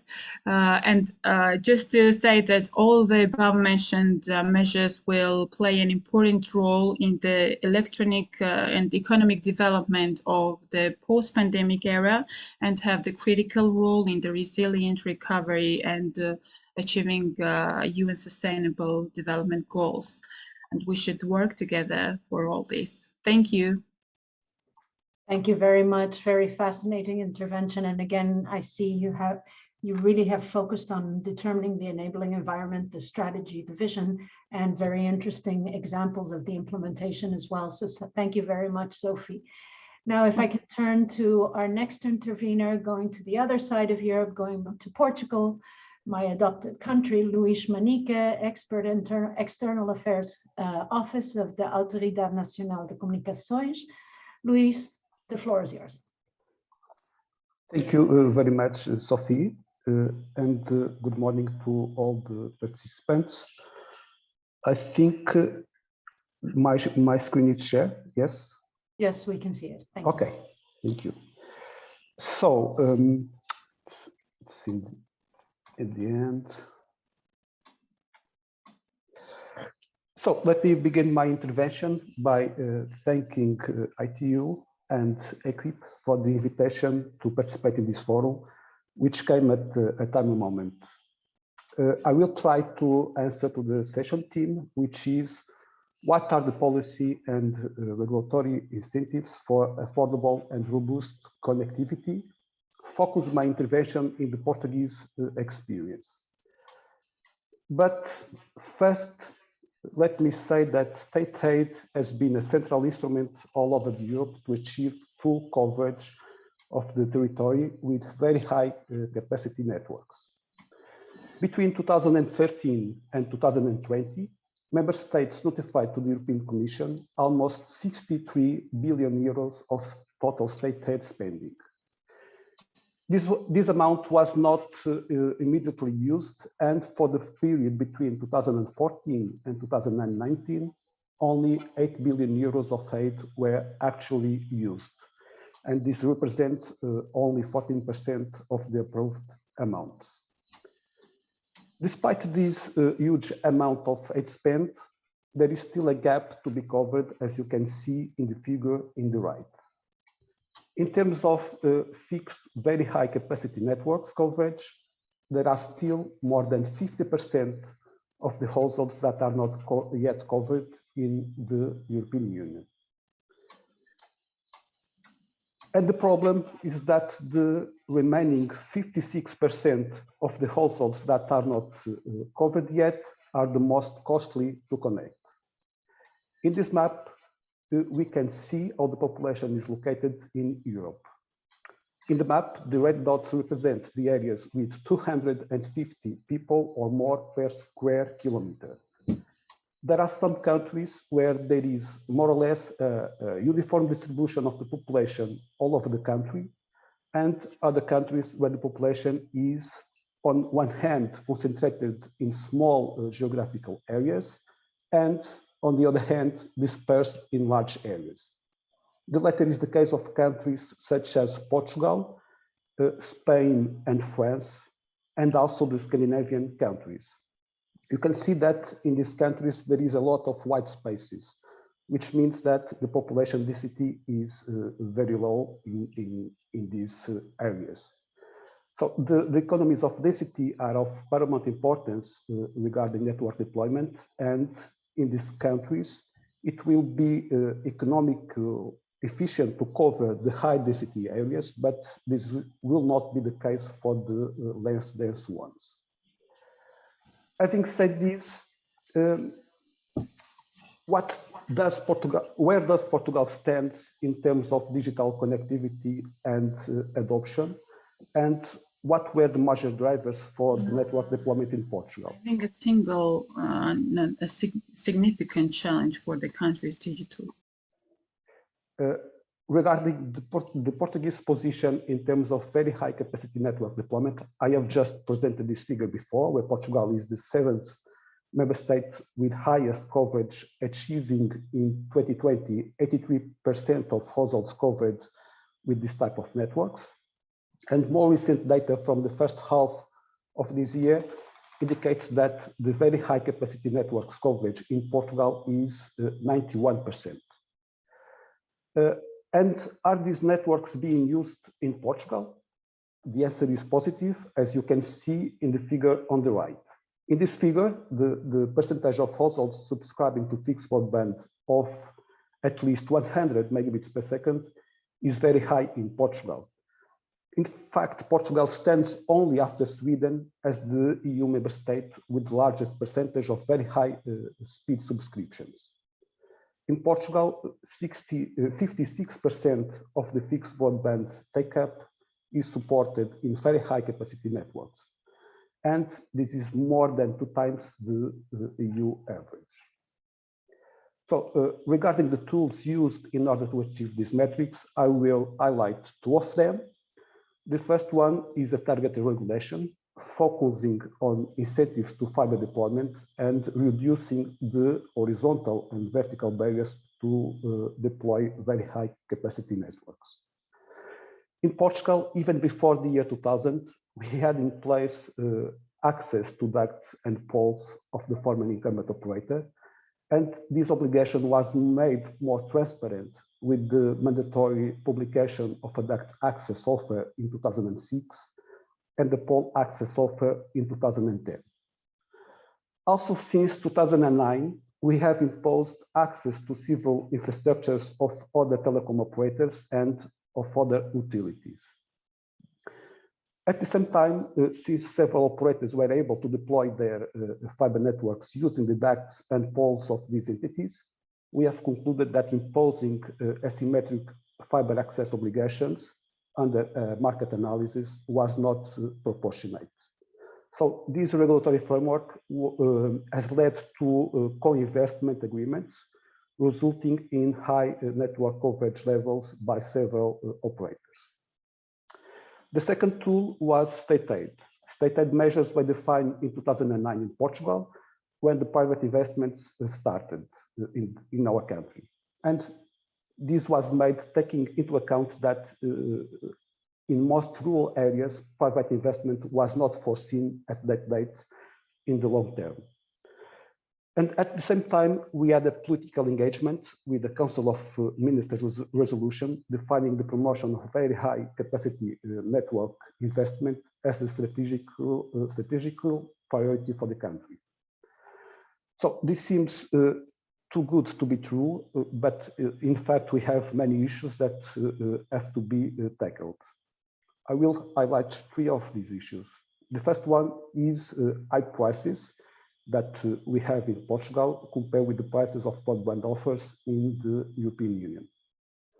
The second issue is excessive bundling, where consumers are paying for service items that they do not value or that they do not need.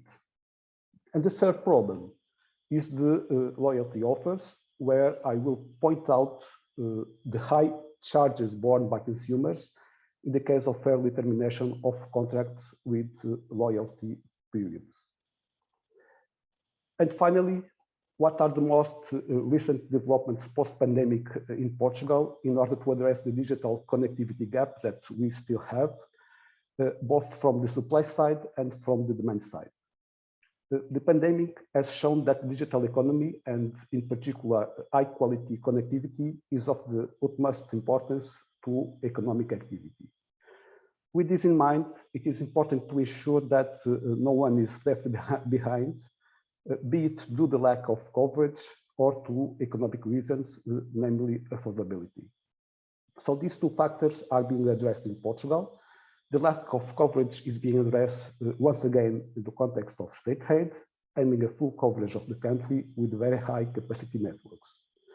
And the problem of affordability is being dealt with the definition of a social tariff for internet access, lowering the costs of subscriptions to broadband services to low-income users or those users with special social needs.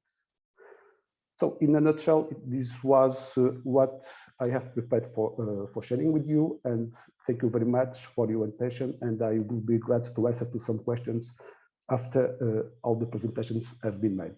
Thank you.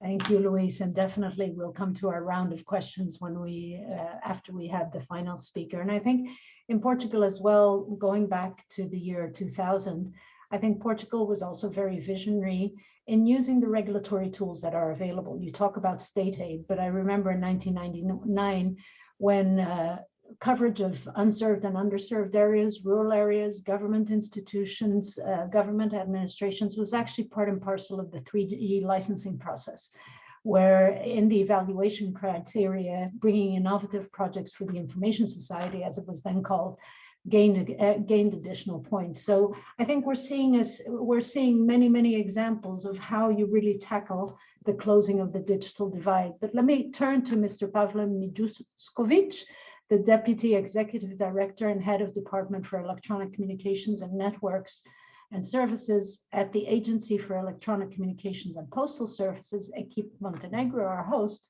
Sir, the floor is yours. Thank you very much, Ms. Malens. Okay, I will give like a short overview of broadband market in Montenegro, and I propose some measures that we in Montenegro should implement to increase the connectivity. Just to share my screen first. Okay. We can see it, thank you. Okay.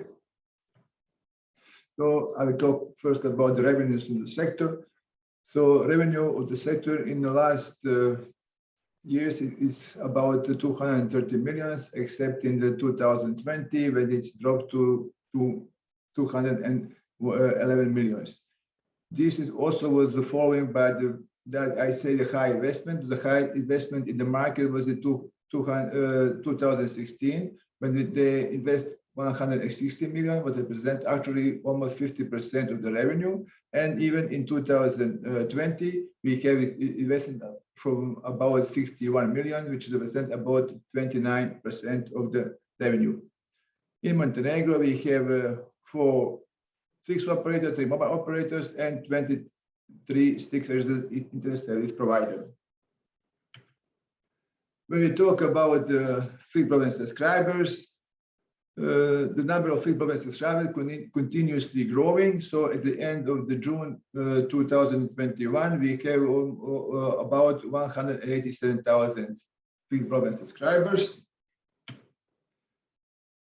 Also, as expected, the traffic is also growing. So from year to year. So in 2020, it was a broadband traffic about 342 petabytes, and also looking the forecast, they will continue grow also in 2021. When you look at the average of the traffic per subscriber, we see that okay, just we will see this, that I don't see my slide fully. When we see that is the average per subscriber, it's at the end of 2020, 154 gigabits, and in June was grown to 163 gigabits. Okay, and on this picture, actually, we saw the coverage by speed on the left side, and the right side, we also see the coverage by the settlements in Montenegro. On the left photos, the different colors represent the different speeds range. And on the right, we will see that is the coverage of the settlements. In Montenegro, there is 1,500 settlements. The light blue, it's marked the settlements with the broadband, and the rest is actually it's not covered. And the different shades represent the different density of households in the settlements. So now we will see how it's look this in the numbers.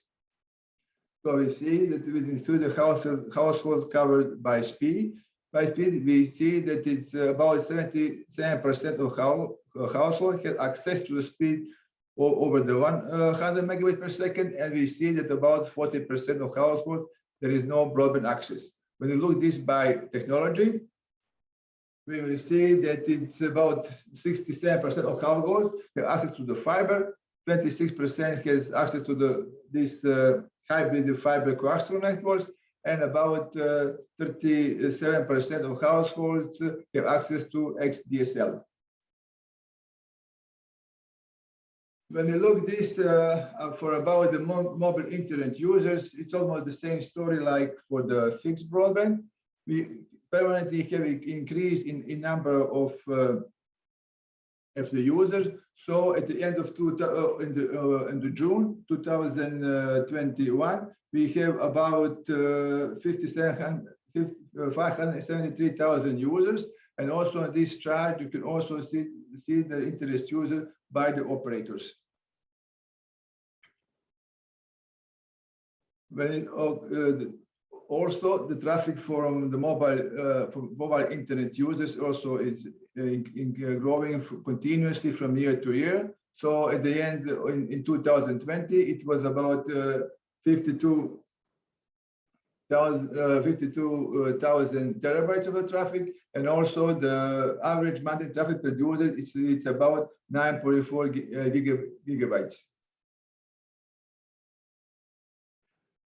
For the mobile broadband, we see what is our network of radio base stations. So we have a very dense network, but still we also in our territory we have some gaps with no coverage. On the right side, you can see the picture from our software, which give prediction of the coverage of LTU, where there is threshold 10 megabits per second in download. Looking this by the numbers, we will see that is from UMTS about 90%, almost 81% of territory is covered by the UMTS, and about 78.6 is covered by LTE. But when you look this in population, about almost 98% population is covered by UMTS, and about 97.5 by LTE. When you look this compared LTE and this LTE with threshold of 10 megabits per second, it's almost the same. So what we should do to increase connectivity in Montenegro, we have instrument of universal service, but this instrument didn't give desired result. So we probably, when we try to implement the new European Electronic Communication Code, we will make some changes. And what actually we are doing right now, the first, for sure, we have to analyze the current situation. So by this, it's now it's comprehensive study is preparing for the Ministry of Economic Development, and this study will actually define and determine the white, gray, and black zones. And you know the white zones are the area where is no broadband network present, or present or to be planned or plan to be operational in the next 3 years. A gray area, it's area where is only one network present or to be planned to be operational within 3 years, and the black area is the area where is 2 networks present or to be planned to be operational within next 3 years. So also this study should give a cost benefit analysis for different models. So this study actually we hope will give the answer which model to use to cover this mostly the rural areas. Also, this study will propose some measures. This study should be finished very soon. When we talk about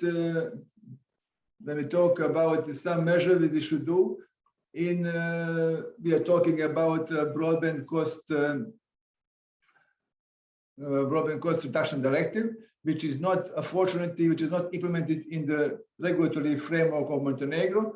So this, by the last information, this law was actually adopted by the government and now should be passed to the parliament for final adoption. And this law should make improvements in the following areas: streamlining permit granting procedure, increase transparency in the reforming scenes of the single information point, expanding the right to use or access to the critical infrastructure, and improve the dispute resolution mechanism. In addition, this law also should identify measures that will help reduce the environmental impact of electronic communication networks. Besides the speed up of procedure to obtain the civil war permits, also in Montenegro, I think we need to harmonize different laws relevant for protection and deployment of infrastructure, and probably to lower the fees for deploying infrastructure alongside the state and the local road, and also to lower the fees land use of the land owned by state and municipality. In near future, beginning of next year, we have the auction of power frequency for 5G.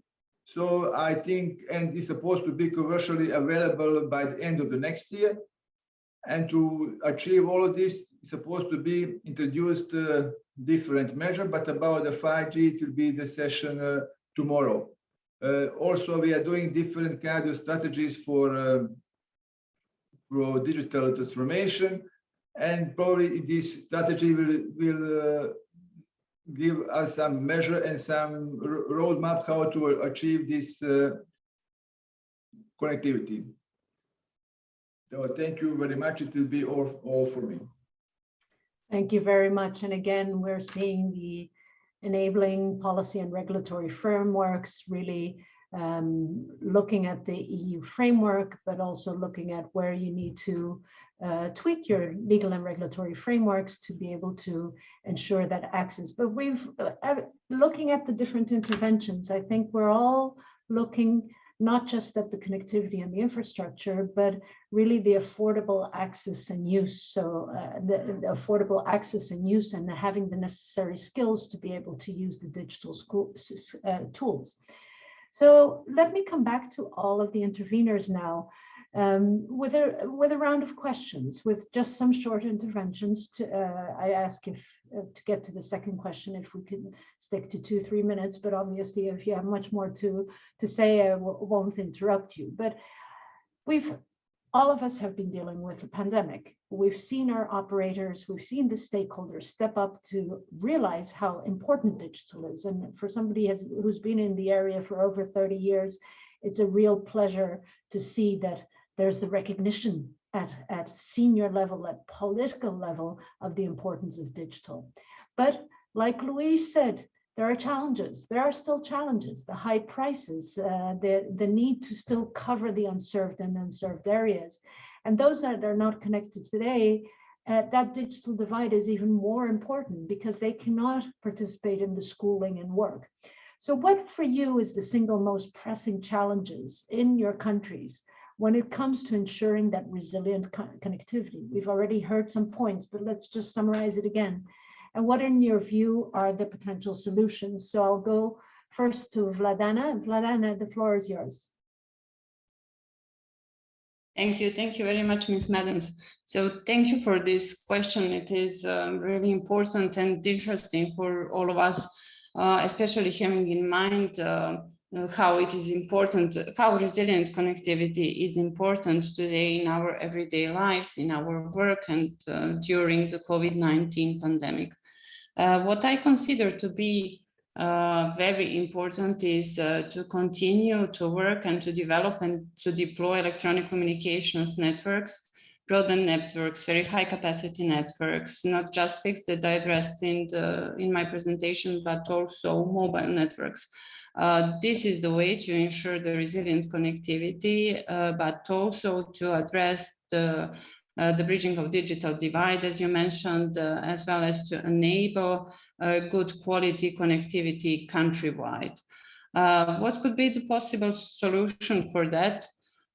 So for sure, there are a lot of possible solutions, not only one that can be correct. And what I think that it should be done is to, let's say, to do our best in our fields. So what does it mean? For operators, for example, they should do their best to ensure timely realization of their business plans.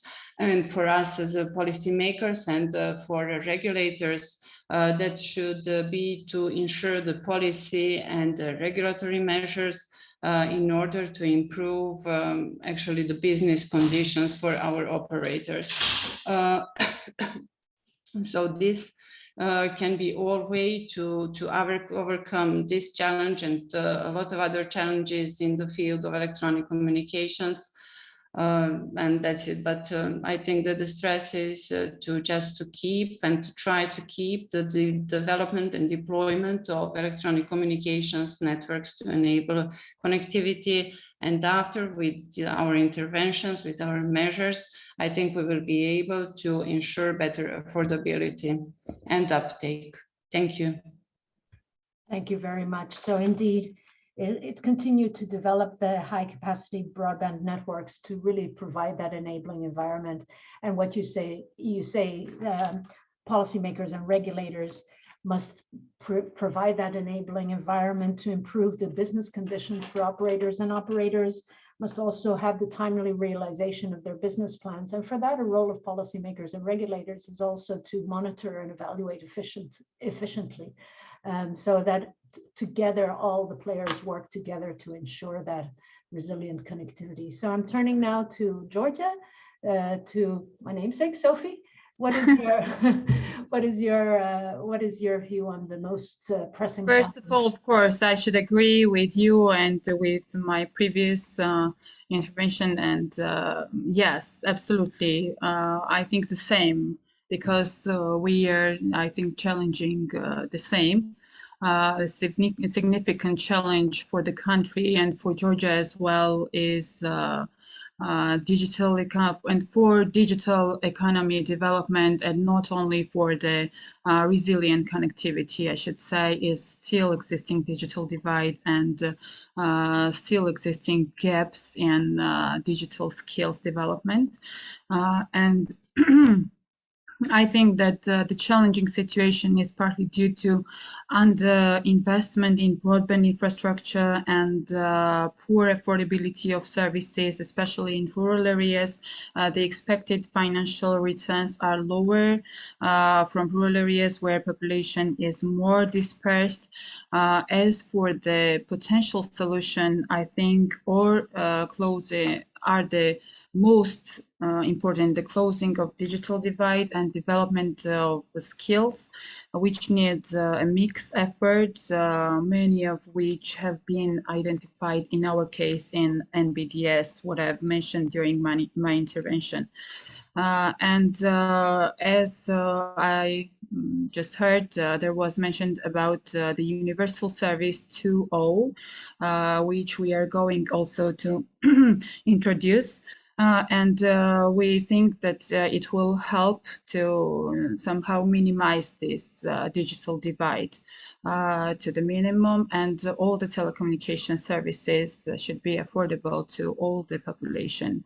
And with the focus on this, I think we should somehow overcome this challenge to everybody. Thank you. Thank you very much. And so, yes, indeed, really the resilient connectivity is key. And you have your national broadband, the NBDS, National Broadband Strategy. But I think one of the things, so Vladana addressed the fact that you need to have that enabling environment to improve the business conditions for operators. And what we've seen in our GSR best practice guidelines, and what you mentioned in your first intervention, Sophie, as well, is the innovative regulatory approaches. So the regulatory sandboxes. And those innovative regulatory approaches, you mentioned that you built out community networks with other maybe non-traditional stakeholders. I think that is something that can be considered as well, and that has come up in our GSR best practice guidelines. And Luis, I think that's something that in Portugal as well, you always try and stretch further to see how can we get Portugal connected in a more effective, efficient way. And I mentioned 1999, but you mentioned some of the measures you have taken since 2009, 2015. The access to ducts and poles, you were one of the first. So really bringing in that innovative thinking and regulation. So what do you think is still the most pressing challenge in the country? You address the high prices, the excessive bundling, and the loyalty offers. But what are some of the solutions? Luis, the floor is yours. And Sophie, sorry for interrupting you. I'll come back to you in a minute. Thank you very much, Sophie. I will focus this intervention in a particular issue that we had in Portugal related with the network resilience, and which is also related with the access to ducts and poles. So in 2017, we had multiple wildfires in the central and northern regions of the country, with heavy impact in terms of human lives and assets, including the telecom networks. And there were large areas in the country where the poles and the cables were burned, affecting the communication needs of lots of communities, mainly in rural and remote areas.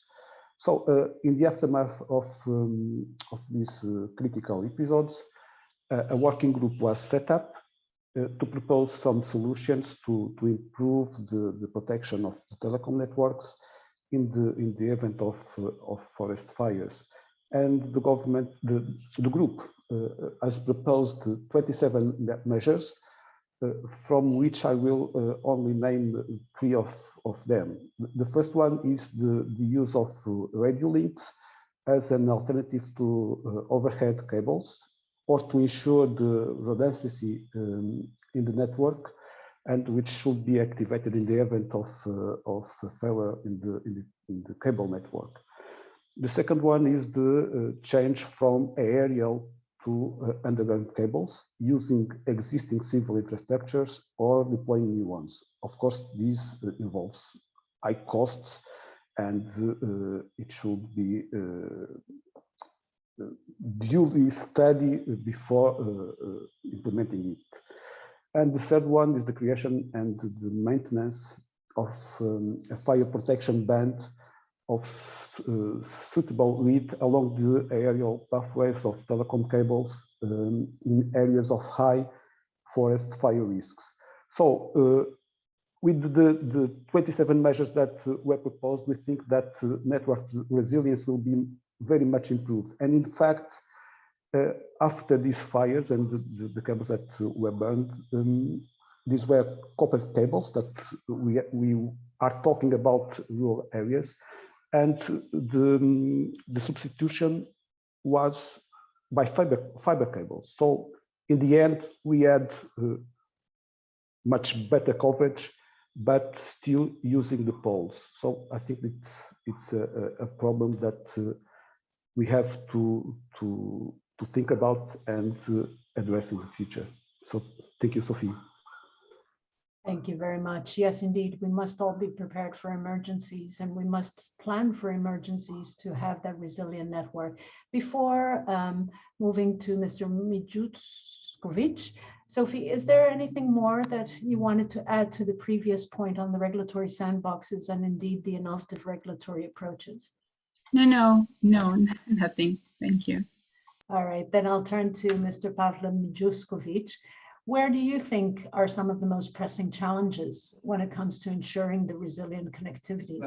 For us, also the most pressing challenge is to deploy the network to this area.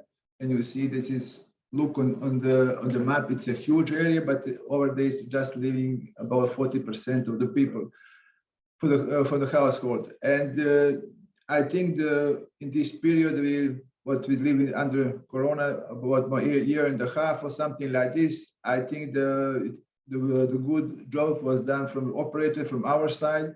Our network show resilient very, and we just in all this period we have maybe just one major interruption which affected a larger number of subscribers, and the agency did I think a good job. We adapted the regulation and forced the infrastructure sharing. Also, I think to make it connect more households, we did the good job by allowing the aerial networks, and these aerial networks uses the power grid poles and also use the street light poles.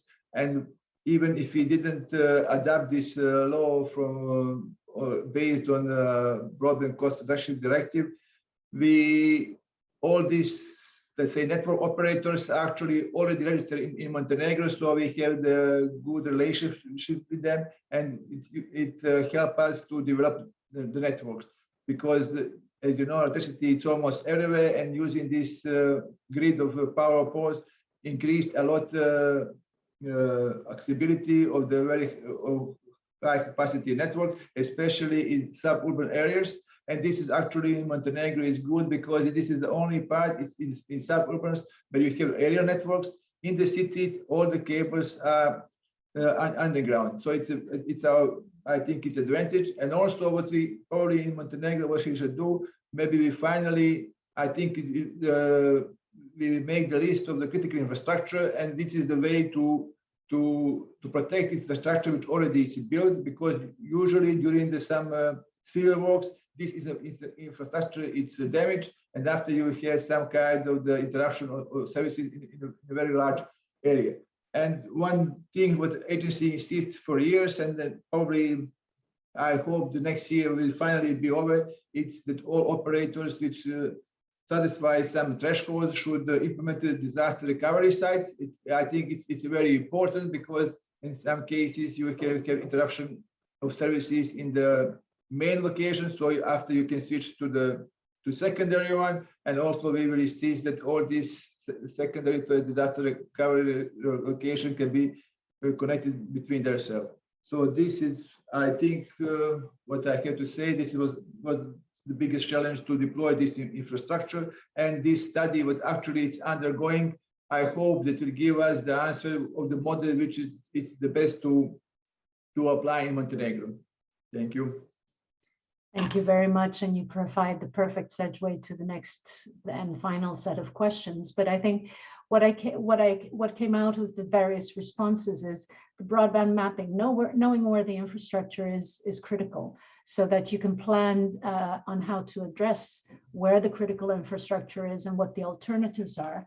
And also, I think through our Reg for COVID platform, where we've been gathering the responses and the views on how the different countries and regulatory community and ICT community has been responding to the pandemic, we see that there is also that need for collaboration, that operators have really stepped up, and that there has been that collaboration with regulators and policymakers, because everybody has really seen the importance of digital. So again, turning to Vladana, can you give us some examples, or how do you see the increased collaboration with the private sector, NGOs, academia, civil society, to find those new ways to foster connectivity, affordability, and uptake? Over to you. Thank you very much, Ms. Merens. This is again a very interesting and important question. My answer will be brief, because I think that only joint work and effort can lead to good results. As we all know, the universal solution for connectivity, for fostering connectivity, affordability, or for the uptake doesn't exist. So that's why it is important that all stakeholders work together and to try to find together the most appropriate solutions to the specific situation. And to stress again, it is important to work together. Let's say private sector, non-government organization, like a part of civil sector, academia, regulators, as well as us policymakers. We are all together in this. We are all together on the path to overcome challenges imposed by the COVID-19 pandemic, and we'll be facing the same thing in the post-pandemic period. It is important to boost the digital capacity and connectivity and things that we were mentioning today. And I think that the basis for this and the way to achieve this is actually the increased collaboration. It is important that we all work together. And just one thing at the end that I would like to stress and I would like to say is that in the period of COVID-19 pandemic that we still live in, there is no matter how isolated or distant we are from each other, the connectivity is the one that still keeps us together. So that is why it is important that we stay together. Thank you. Very correct. Absolutely. It's what it helps us stay together, but it helps us also be able to continue our life, our work, our studies, and our social interactions. So Sophie, back to you. What do you see? You gave us some examples of collaboration. So can you how do you see an even more and better and increased collaboration with the regulatory community or the ICT community? Over to you. Thank you. Thank you. It's a very important question. Our ministry has huge success stories in this regard in the process of ICT policy making, elaboration of legislative frameworks, strategic programs and projects. All interested parties, private sector, civil society, academia are involved. With the support of the ministry, Georgian Internet Governance Forum carried out with the equal collaboration of all the stakeholders and aimed to facilitate the public consultation process and to identify problems in the Georgian ICT sector, which helps the ministry to determine further actions, priorities, including in the direction of broadband connectivity, affordability, and uptake. As we already mentioned, 2 community network projects which had successfully completed with collaboration of NGOs, local community, private sector. Herewith, our practice has shown that the implementation of any successful project and initiative is impossible without the involvement of all stakeholders. Therefore, ministry will continue to cooperate in this way with all interested parties in the future on ICT development issues. So, thank you. Excellent. Thank you very much. We must all indeed work together. So that brings me to Luis. You showed us the very impressive figures. How do you see an increased collaboration across the board, and how can that collaboration lead to new ways to foster that digital connectivity and affordability and uptake? Luis.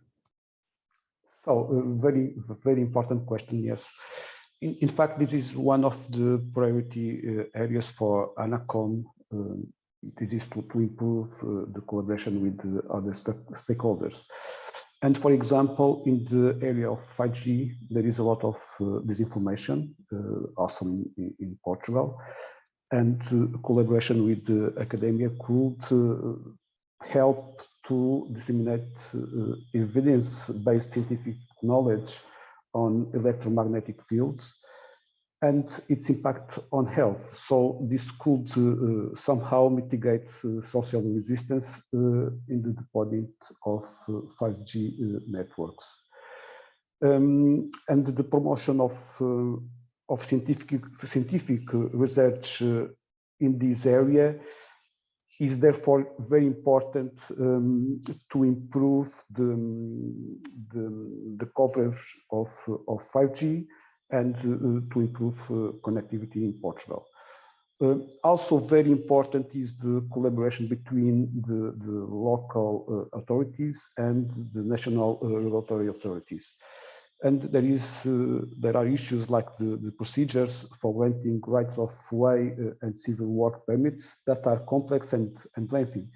And thus, in this area, collaboration could result in lowering barriers to network deployment. And one of the relevant input regarding this issue is the Common Union Toolbox for Connectivity that Rita has already mentioned in a presentation that was developed by member states with the Commission and that was published in March of this year. And a third example of collaboration between ANACOM and other stakeholders is in the topic of submarine cables. As you know, we have some islands in Portugal, and there are some national submarine cables that are reaching the end of life. In its substitution, ANACOM is promoting within the industry and academia the development of smart capabilities in the system. For example, the capability to detect seismic activity and to be able to transmit warnings and alerts of earthquakes and tsunamis to the population. Concluding, in my opinion, the collaboration between the national regulatory authorities and other stakeholders will increase in the near future and will become more and more important. So, thank you very much, Luis. Very concrete and interesting examples of the collaboration. And then I move to Pavla, if I may call you Pavla. I've been addressing everybody else by their first name, and I hope you don't mind that.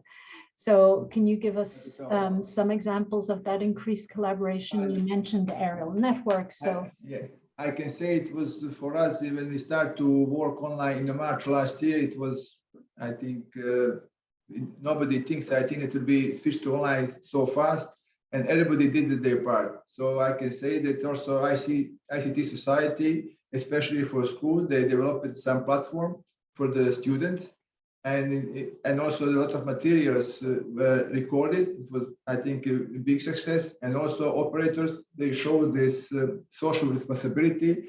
So they increased the number of the traffic especially in the mobile offers.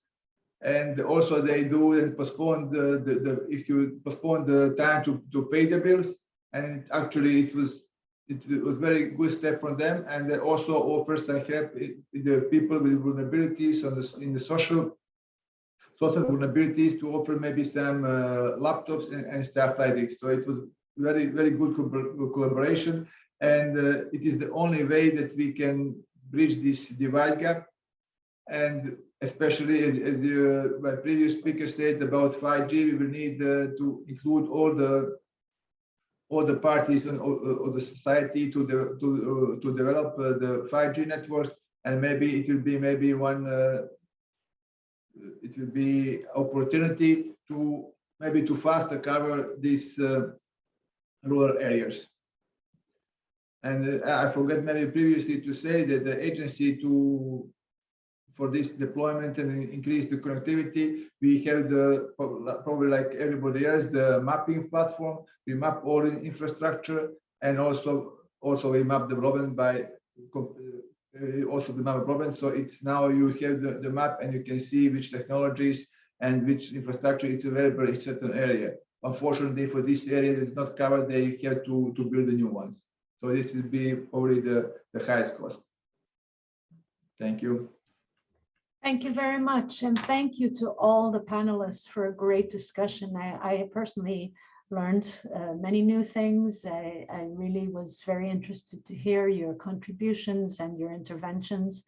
And again, apologies if I addressed you by first name, but rather than massacrating your name, the pronunciation of your names, I wanted to just make sure that I got it right. So thank you very much, Julian, Yaroslav. Back to you. Thank you. Thank you. Thank you very much. Thank you very much for this great session. And let's move to the next session. In fact, this session will be guided by Julian. So Julian, there's yours. Thank you very much, Yaroslav. Yes, so before closing today, there has been already a lot of discussion. So we foreseen a special session on emerging challenges in a post-pandemic Europe. So as it was mentioned by many speakers and distinguished delegates this morning already, infrastructure is only part of the picture. Because there are many other challenges that regulators and ministries are facing on a daily basis, particularly focusing on the demand side to bring not only connectivity but meaningful connectivity to all. So for this reason, as it is tradition of the regulatory forum since many years, we offered the possibility to regulators to raise some challenges, and this is why we are here in this session today. So without further ado, I would like to invite Croatia, which has submitted a contribution and will now deliver a presentation. So Mrs. Gordana Kulisic, Senior Customer Protection Expert from the Croatian Regulatory Authority for Network Industry, HACOM. The floor is yours, Mrs. Kulisic. Dobar dan svima, evo ja dolazim iz HACOM-a, viši stručnjak sam za zaštitu korisnika i danas ću govoriti o digitalnoj pristupačnosti za sve, pa molim prezentaciju.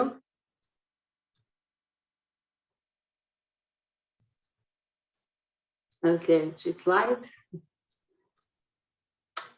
HACOM je regulatorno neovisno neprofitno tijelo za područje elektroničkih komunikacija te djeluje u interesu svih zainteresiranih skupina u skladu sa zakonskim i podzakonskim propisima za čiju provedbu je HACOM nadležan. Znači, tu je Zakon o elektroničkim komunikacijama kojim je uređeno područje elektroničkih komunikacija te zaštita prava korisnika usluga. Isto tako, podzakonski akt, pravilnik o načinu i uvjetima obavljanja djelatnosti elektroničkih komunikacijskih mreža i usluga, kojim su jasno opisani odnosi između operatora i korisnika, odnosno propisane su obveze za operatore i prava za korisnike. Sljedeći slajd, molim. Koje su to obveze za operatore? Znači, operatori su obvezni dati pristup univerzalnim uslugama. U konkretnom slučaju tu obvezu je dobio Hrvatski Telekom, a ona se odnosi na govornu uslugu i posebno ima prodajni paket brzine prijenosa podataka od najmanje 4 megabita u sekundi koji mora biti dostupan svim korisnicima koji nemaju tehničku mogućnost korištenja standardnih paketa. Isto tako, paket je namijenjen za socijalno ugroženu skupinu krajnjih korisnika koji će osim minimalno dostupne brzine prijenosa podataka od 4 megabita u sekundi ostvariti pravo na 50% popusta na paket MaxNet Mini, isto tako 50% popusta na opciju neograničenog pristupa internetu i 50% popusta na govornu uslugu u okviru specijalnog posebnog paketa Halo Super 30 bez ikakvih ugovornih obveza, iz razloga da bi korisnici mogli u bilo kojem trenutku odabrati neki drugi paket ukoliko im ovaj ne odgovara i raskinuti ugovor bez ikakve ugovorne obveze. Sljedeći slajd, molim.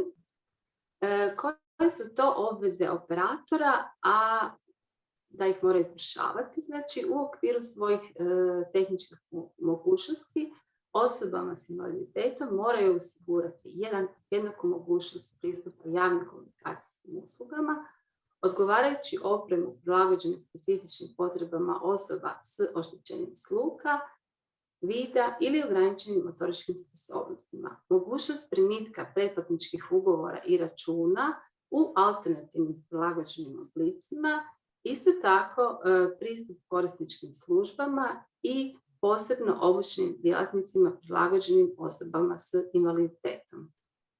Zatim pristup hitnim službama za gluhe osobe. Isto tako napravili smo korak dalje i u poslovnicama operatora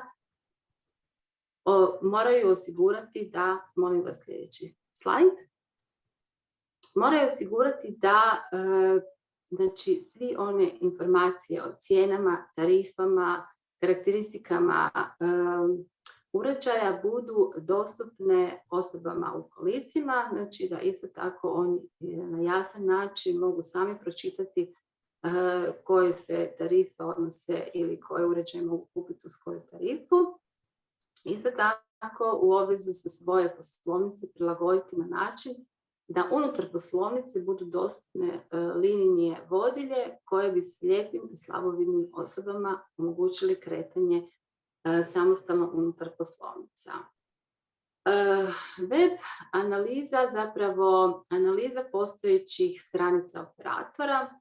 Što smo tu dodatno htjeli napraviti? Odabrali smo 5 operatora i u budućnosti ćemo napraviti analizu njihovih stranica iz razloga što smatramo da je digitalna pristupačnost vrlo bitna. Znači, digitalna pristupačnost je zakonska obveza tijela javne vlasti, ali je svojevrsna moralna obveza svih nas u društvu. Operatori bi toga, znači kao jedni od predvodnika digitalizacije društva, trebali činiti napore da njihove usluge isto tako budu i proizvodi dostupni svima. Isto tako, uz nekakve dodatne analize napravit će se preporuke, isto tako napravit će se analiza HAKOM-ovih web stranica, jer kao tijelo javne vlasti obavezno ispunjavati zakonske uvjete o pristupačnosti digitalnih web stranica. Analiza će uključivati, znači, dobivene sve rezultate dobivene specijaliziranim softverskim alatima uz subjektivnu ocjenu osoba s invaliditetom. To znači da će osobe s invaliditetom, znači odabrane udruge, sudjelovati u toj analizi stranica, isto tako da svoju subjektivnu ocjenu koliko su zapravo te stranice pristupačne.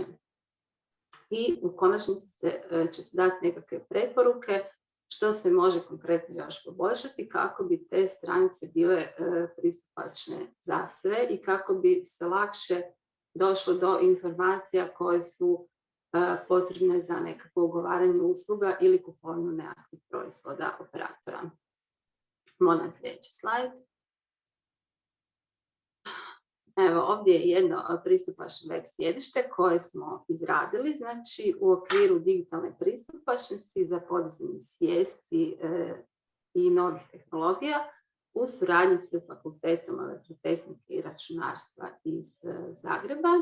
Izradili smo web sjedište s ponudama operatora koje je dobilo nagradu kao prije godine, između ostalog ostvarilo je sve one ciljeve koje je trebalo, znači, zadovoljiti za potrebe krajnjih korisnika.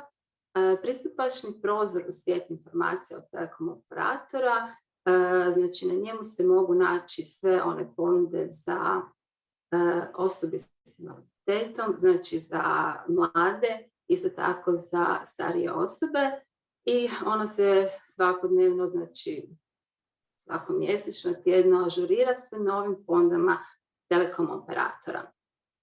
Znači, cilj web sjedišta je osobama s invaliditetom, mladima i osobama starije životne dobi omogućiti bolje snalaženje u pregledavanju i pretraživanju ponuda telekom operatora, a sve u svrhu poboljšanja kvalitete njihovog života. Znači, zaključili smo zapravo da u nekakvom prevelikom rasponu tih ponuda koje operatori nude, pogotovo osobe s invaliditetom i starije životne dobi teško se snalaze, pa onda na jednom pristupačnom web sjedištu zapravo mogu naći sve one ponude telekom operatora. U istraživanju i samom kreaciji web sjedišta sudjelovale su i udruge koje su dale svoje mišljenje. Sljedeći slajd, molim.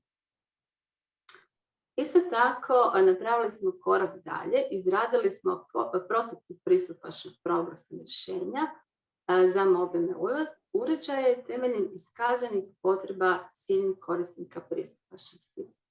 Prototip ima svrhu služiti kao ogledna aplikacija sa opcijom pristupačnosti, potencijalno korisnih svima zainteresiranima za ugradnju pristupačnosti u postojeće ili nove mobilne aplikacije, a u skladu je s univerzalnim dizajnom.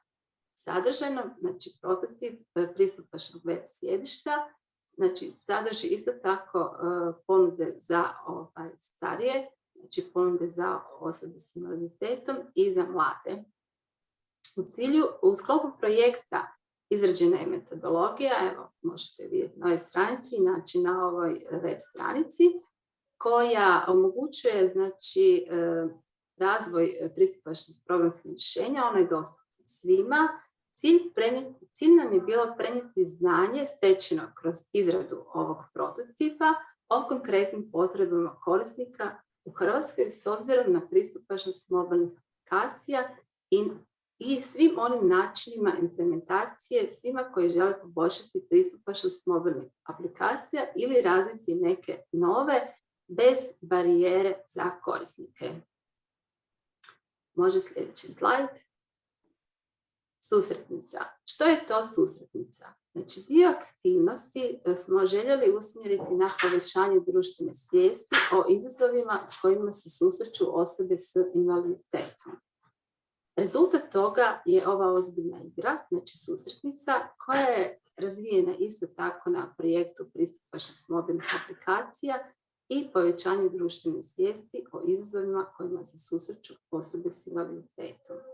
Cilj ove susretnice nam je edukacija učenika i nastavnika u osnovnim školama vezanim uz temu osoba s invaliditetom u suvremenom društvu. Na taj način će obrazovni sustav dobiti još jedan način obrade teme specifičnih potreba osoba s invaliditetom, a podizanje svijesti o ovom području od rane dobi jedan od najboljih načina razvoja inkluzivnog društva. I sljedeći slajd, molim.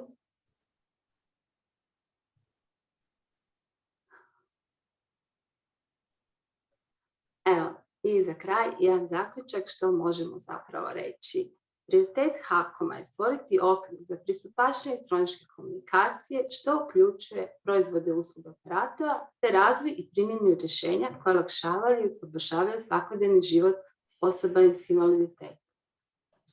Osiguravanje preduvjeta i podrazumijevanje aktivnosti u svrhu uključenosti i promicanje uključivosti osoba s invaliditetom u digitalnom društvu od izrazite važnosti, a HAKOM zaštitu temelji na suradnji s akademskom zajednicom, znači civilnim društvom, to su udruge za osobe s invaliditetom, kao isto udruge za zaštitu potrošača, a sve u cilju osiguravanja veće pristupačnosti osoba s invaliditetom u digitalnom društvu.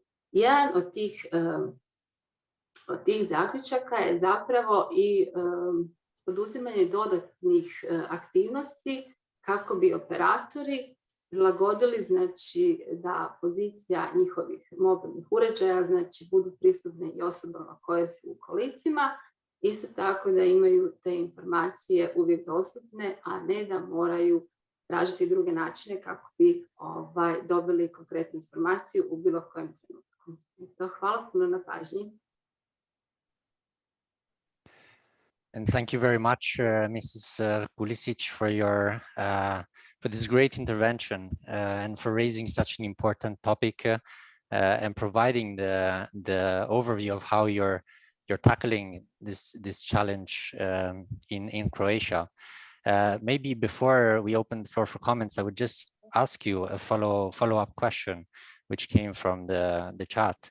A very brief question on how you you are integrating the European regulatory framework with the directives, the European Electronic Communication Code and the European Accessibility Act with the national regulatory framework, and also what is the process of engaging with the other stakeholders in this review and in this process. You mentioned that the collaboration with academia and other members of society. So if you can please elaborate a little bit on this, that would be great. Thank you. Pa evo, hvala puno na pitanju. Znači, trenutno je zakonik u izradi, znači još uvijek nije donesen, ali isto tako, znači sve one odredbe smo implementirali. Ono što smatramo da je jako bitno, ovo što smo isto naglasili kroz ovu prezentaciju, znači to je suradnja udruga za zaštitu potrošača, udruga za osobe s invaliditetom i isto tako s druge strane suradnja operatora, znači da su voljni slušati potrebe svojih korisnika, odnosno da se prilagođavaju situaciji i da pomažu jedni drugima. Znači, s druge strane, aktivnosti koje radimo s akademskom zajednicom, koja isto tako ima usku vezu s udrugama za osobe s invaliditetom, prati njihove potrebe i evo na kraju to su rezultati svi ovi projekti koje sam imala. Thank you very much again, Mrs. Kulisic, for your answer and for presenting the case of Croatia. This is a very sound policy. I would like to congratulate you, and I hope that this provides inspiration for others in this meeting to act in following your example. And as many of you may know, ITU keeps ICT accessibility in high regard in our program and in our policies and our implementation, both at the global level but also at the regional level. So I would perhaps invite my colleague, Mrs. Anna Maria Meshkurti, who is program officer at ITU and oversees this work, to say a few words about the accessibility work stream that we are currently implementing at ITU Office for Europe. Anna Maria, the floor is yours. Thank you very much, Julian, and also thank you very much to Ms. Kulisic, who shared this very, very interesting work that you have done. So thanks for inspiring us with that. I will just be sharing my slide if you allow me. I just have one slide really recapping the activities that we have. I hope you can see my slide. All right, so basically what we did with accessibility this year is we did a lot of activities, but I just tried to put a couple of them here to really highlight some of the various activities, events, reports, and country engagement that we have worked on. We started the year where we launched a series of self-paced trainings on accessibility. The series really touched upon different topics like crisis, emergency, web access, inclusive communication, and we received very good feedback. Then this is something that we are also looking to continue doing, as the series was very well accepted. Then we worked with the Zero Project, who is our partner as well in some of the accessibility activities that we are doing. They have a conference, they had a conference this year in February, and during this conference we worked together to do a special session with our innovators of Accessible Europe, where we presented there, and we really engaged with the community of Zero Project as well, which is a very, very big community in this area too. Then of course we had our flagship event, Accessible Europe 2021 in March. This was held virtually. It was hosted by the government of Portugal, and it ran across 3 days. We had many speakers, a lot of engagement, and very importantly, we had our regional competition for innovations in digital solutions for accessibility. And the competition received 97 submissions from 29 countries. This was a very good numbers, and the submissions were of very high quality, which of course gave difficulties to our panel of experts to really find the winners this year. Thanks to this competition, we have created throughout the years a very big number of stakeholders that are engaged in our work. And this is why this year we decided to do something a little bit different after the competition. And we launched the curation program for these innovators of Accessible Europe, where we really wanted the program to be something that we do together with them. And we started with a number of consultation webinars where we really understood what they needed and how we could support them best. And then we built the program on this. We also collaborated with Digital World 2021, where we launched an SME masterclass on accessibility. So really targeting everyone who wants to make their products more accessible and how you can go about doing that. Afterwards, we also participated at the 14th Conference of State Parties. Again, here we collaborated with Zero Project and we talked Mrs. about— Meshkurti, sorry. Yes? Sorry, can I please ask you just to slow down a bit because of the interpretation? Yes, Thank you very much. Sorry about that. I totally forgot that we have interpretation. Sorry about that. So going back to the side event on the 14th Conference of State Parties, this event focused on the home office and flexible work environment. We worked there with Zero Project, again, our partner. This was on the 18th of June. And of course, this was a very important event due to the COVID as well, and bringing more and more importance to the topic of home office and having a flexible environment of work and how accessibility plays a role in this. Also, just last week on the 23rd of September, we had a side event during the Regional Innovation Forum. What we did at the side event was that the Regional Innovation Forum took 2 days, 22nd to 23rd of September. We really looked at a lot of innovators. And then at the side event, we talked about the importance of accessibility in innovation. So looking at, do innovators think about the word accessibility at all when they are working towards creating solutions? How do they approach accessibility? Is this something expensive for them? And such discussions took place in an open environment where we had a lot of feedback from the audience, and we also ran a couple of polls during the session. Of course, next year we're aiming to do Accessible Europe 2022. We will see if it's going to be virtual or face-to-face depending on the COVID situation, and you will get more information on this. I just want to highlight 2 more things. We have launched 2 key reports, one on regional assessment on accessibility in the Europe region, and I will put these reports in the chat so you can have access to them and have a possibility to read them. And we also did an ITU study on assessment of digital accessibility policies in Serbia. And this leads me to our country engagement, where we had technical assistance on accessibility policy review of the Republic of Serbia. So these are some of the activities that we have done this year, and we have some more in the pipeline until the end of the year. We will, of course, keep you all updated, but I will also put links in the chat so you can follow our work on this. I will stop here, and if you have any questions, please don't hesitate to ask them or in the chat, or you can contact me directly. Thanks so much, Julian. And again, apologies for going very fast for the interpreters.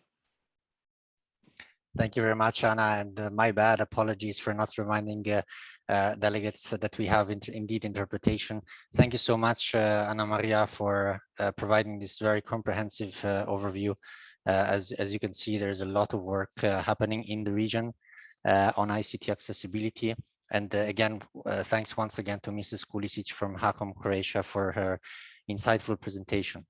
So now is the time for the open discussion. In case delegates wish to make some comments or make their intervention regarding this topic or other challenges that there might be facing in the region, and that they would like to openly speak in this session, please feel free to request the floor and go ahead.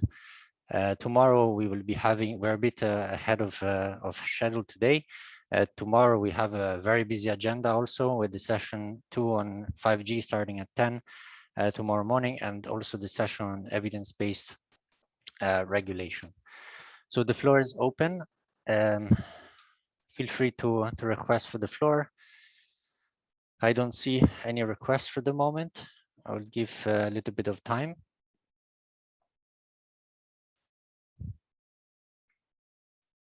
there has been already a lot of content to be processed today, but I will again maybe make the last call for any contribution or any other contribution that delegates may have to this discussion.